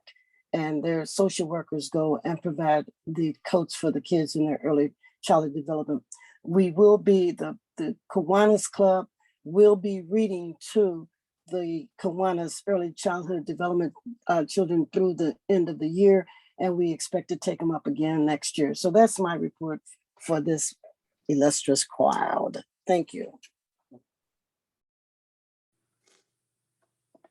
Thank you, Councilwoman Burrow. Councilwoman Robinette. Yes, thank you, Mayor Jones. So a couple things.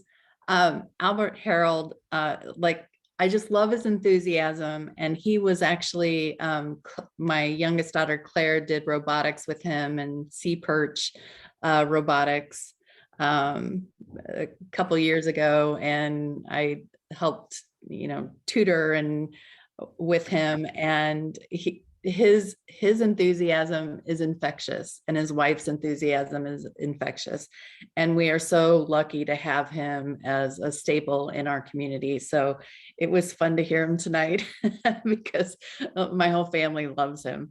So I'm really glad that he's working with us and continues to work with us in our community. I want to thank Octavia for setting up the council retreat back on October 27th. And most everybody attended. And I just want to reiterate the points that we walked away with as important to start conversations. Like, as we come to the table, these should be our table stakes, where we come with empathy, we're listening, we can agree to disagree, but we should also assume good intentions. And that's always my go-to, right? Like, I always assume good intentions with my team at work, with everybody. And somebody asked me during that retreat, what happens if you get burned? And I said, the next time I still come assuming good intentions. That's what I do.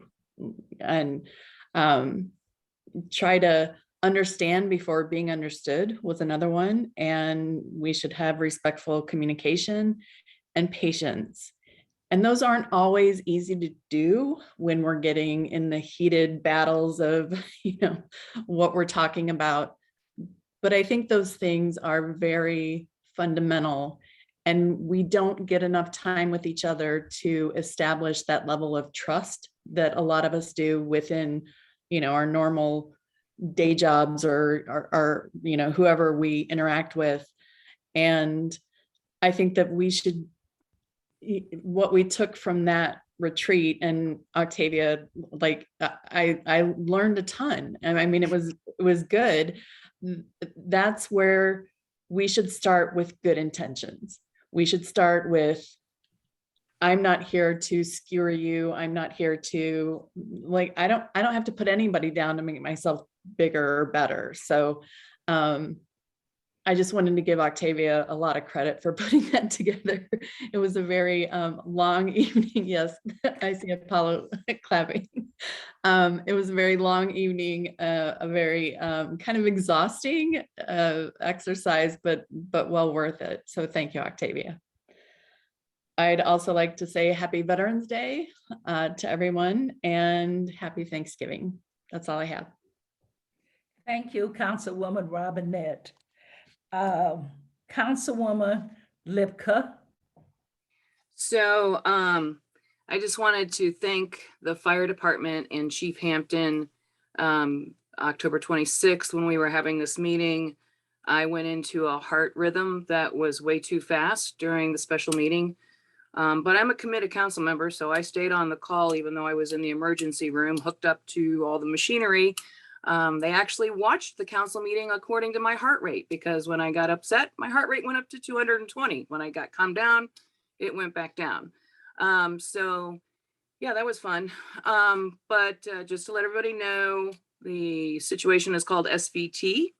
It is a condition of the heart where your electricity in your heart goes too fast. So your heart beats so fast that your blood can't pump through your heart as quickly as your heart is beating, which can cause clotting and strokes. So if you have SVT, or you have a very fast heartbeat at any time of the day for any reason whatsoever, and you can't catch your breath, go to the emergency room. I am now on medicine, and I will be fine after a few procedures. And yeah, so that's that. But I wouldn't be here, and I appreciate John Hampton and the men on the fire truck for not letting me be as stubborn as I wanted to be and not go to the hospital. So I want to thank them. And I was the one council member that was not able to make the retreat because it was the very next day. So I was not capable to go.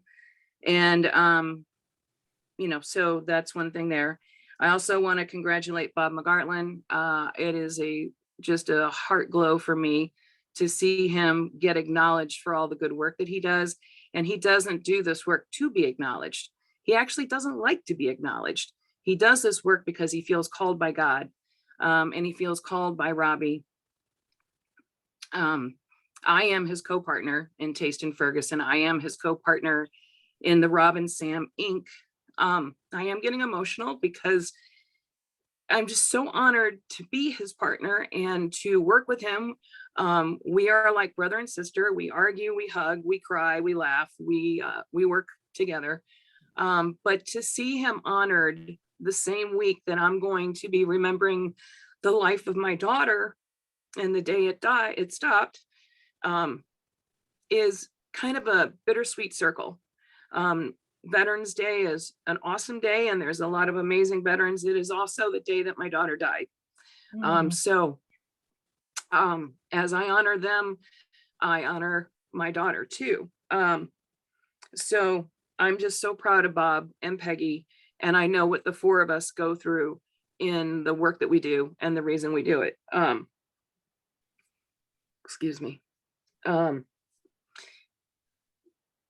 I would also like to congratulate Albert Harold for just being the most awesome human being around. I work very closely with Albert, and I have that honor because of Taste in Ferguson and the Rob and Sam Inc. And I've been able to work with Albert for quite a few years now, and just create some awesome things. And I'm working with his son as he goes to college now. And so I'm just, really thrilled to see him out there and looking forward to working with him as he puts those mentor groups together for girls, because that's kind of what I did as a softball coach in the Ferguson Florissant School District for 8 years. So and those are my positive comments. These are my not positive comments. I do walk into these council meetings with good intentions. I do walk in trying to understand everybody. I do walk in trying to have empathy. I do not feel that is reciprocated.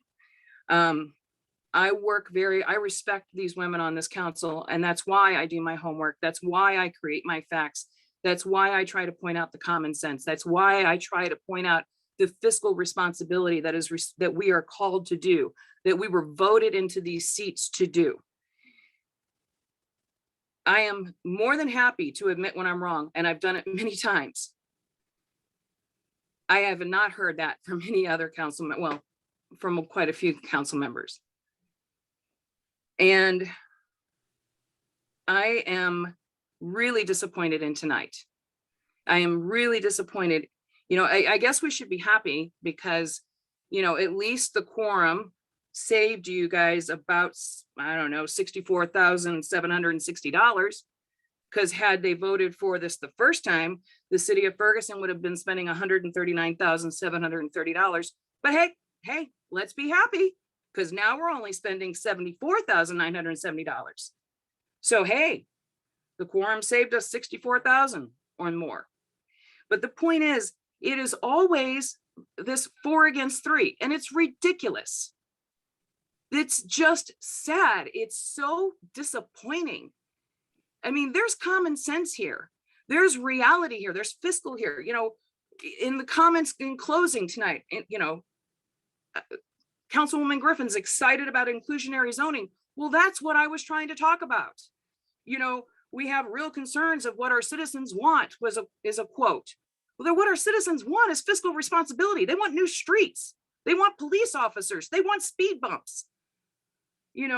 We talked about disenfranchised citizens and marginalized citizens. Well, that's what I'm trying to ask you to take care of, at a cost that we can afford, because those disenfranchised citizens and those marginalized citizens, we just spent an unnecessary amount of the money we could have been helping them with. So, I very much want to work with all of you, but I am very, very disappointed. I'm very beaten up. The last council meeting when I talked to you about the Ferguson Future Foundation, and we talked about the legalities and the realities of those appointments. nobody heard me, but the Q4 voted properly. You know, I'm just tired of it. So I want the citizens to know, I vote with Mayor Jones. I voted with Fran many times because I truly appreciate Fran's homework. I don't know if I voted with Phaedra yet. I don't know if I voted with Noah yet. I can go look at the records. I don't know. I'm pretty sure we have, because there's quite a few things we vote on with unanimously. But when I have a common point, I can tell you almost every single time the Q4 votes against my common points. So there you have it. And that's why I'm going to run for another council seat, because I'm tired of this and I'm going to keep fighting for the citizens. And that's why I'm running for my seat again. Thanks. Thank you, Councilwoman Lipka. Councilwoman Nelson. Thank you, Mayor. I'm going to make this short and sweet.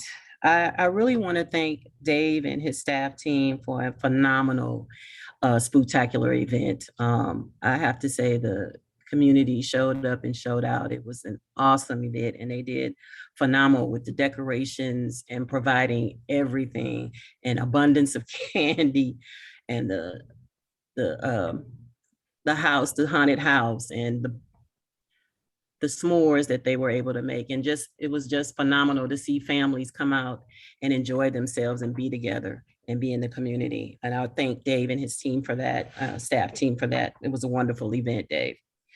Just want to do a reminder about the Mid-County COVID testing vaccination blitz for Ferguson at the Ferguson Empowerment Center on November 22nd from 11 to 2.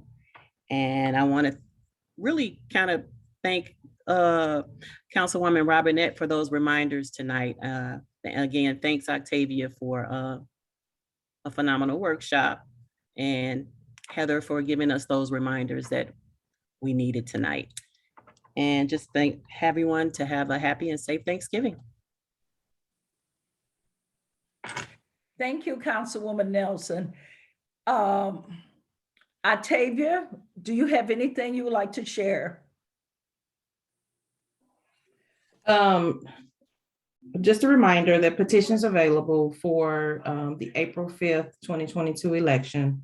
Candidate filing will begin December the 7th, and it will end December the 28th. So there is a change this year, but again, filing begins December the 7th and ends December the 28th. And just lastly, I'm glad you all enjoyed the retreat, or the professional development, or whatever we've called it. And it's not the last, right? It's the first of, several or many. And I hope that you all are able to get from it what you're looking to get from it, from each and every one of them. So, but I'm glad you guys appreciate it. Thank you. Thank you. Attorney Carey, do you have anything you would like to share? No, ma'am. Okay, City Manager Eric Osterberg, do you have anything you would like to share? Yeah, I just want to take this time I know there's not many left on the call, but I just wanted to take this time to thank staff for their hard work this year. I know with the pandemic continuing, it's caused a lot of challenges, and I'm really proud of everything that staff has done, and I just want to take the time to say thank you to them. That's all I have. Okay, thank you. I would like to say kudos to Octavia. The retreat was phenomenal. Apollo, you showed out. We thank you for what you did also. And Councilwoman Robinette did remind us of the bullet points that we came up with, and we appreciate that. I just want to say we had a book van in Ward 3 at the Girls and Boys Club, and a Salvation Spark team was there, and the children were super excited. They had an opportunity to go on the book van and select 5 free books. So they were excited, and they planning on, the Boys and Girls Club and the Salvation Army are planning on expanding the book van throughout the city of Ferguson. Just would like to remind everyone that the Park and Recreation Department sent out a survey. Please don't forget to fill your survey out and send it back in.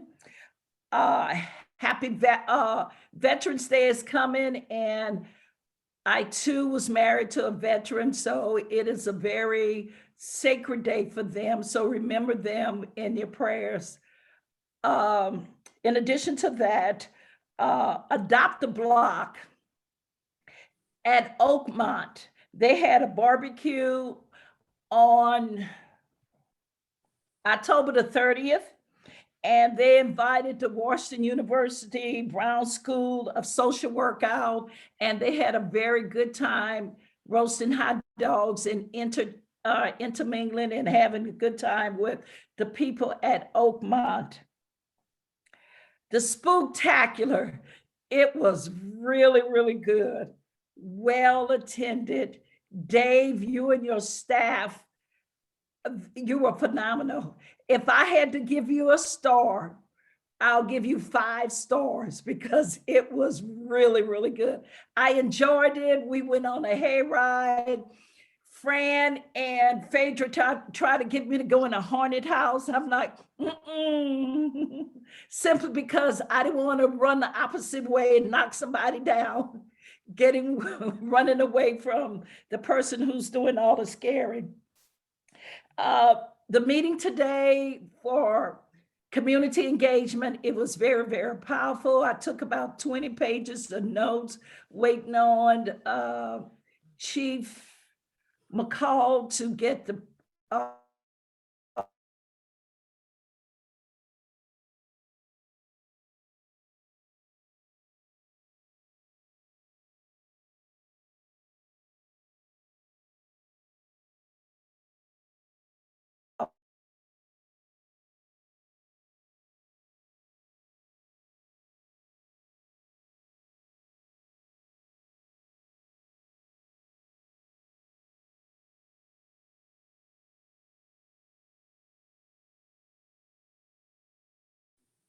okay. At this time, we're going into a closed session. I am requesting a motion and a second to go into closed session pursuant to 610.021 subsection 3 to discuss personnel matters. Clerk Pittman, could you, I need a motion and a second. Heather Robinette, so moved. Laquita Noah, second. Okay, now Clerk Pittman, could you please call the roll? Yes, I'm sorry. And I did lose everybody there for a second because I'm unstable here. No, your internet is unstable. Well, You yes, are just I'm fine. sorry. Right. I'm not unstable, my internet is. Okay, Councilwoman Lipka. Yeah, whatever. I think that's what we're doing. Yes, that's what we're doing. Councilwoman Nelson. Aye. Councilwoman Noah. Aye. Councilwoman Griffin. Aye. Councilwoman Burrow. Aye. Councilwoman Robinette. Aye. Mayor Jones. Aye. We're now in closed session. Everyone have a good night and have a happy Thanksgiving. Good night, everyone.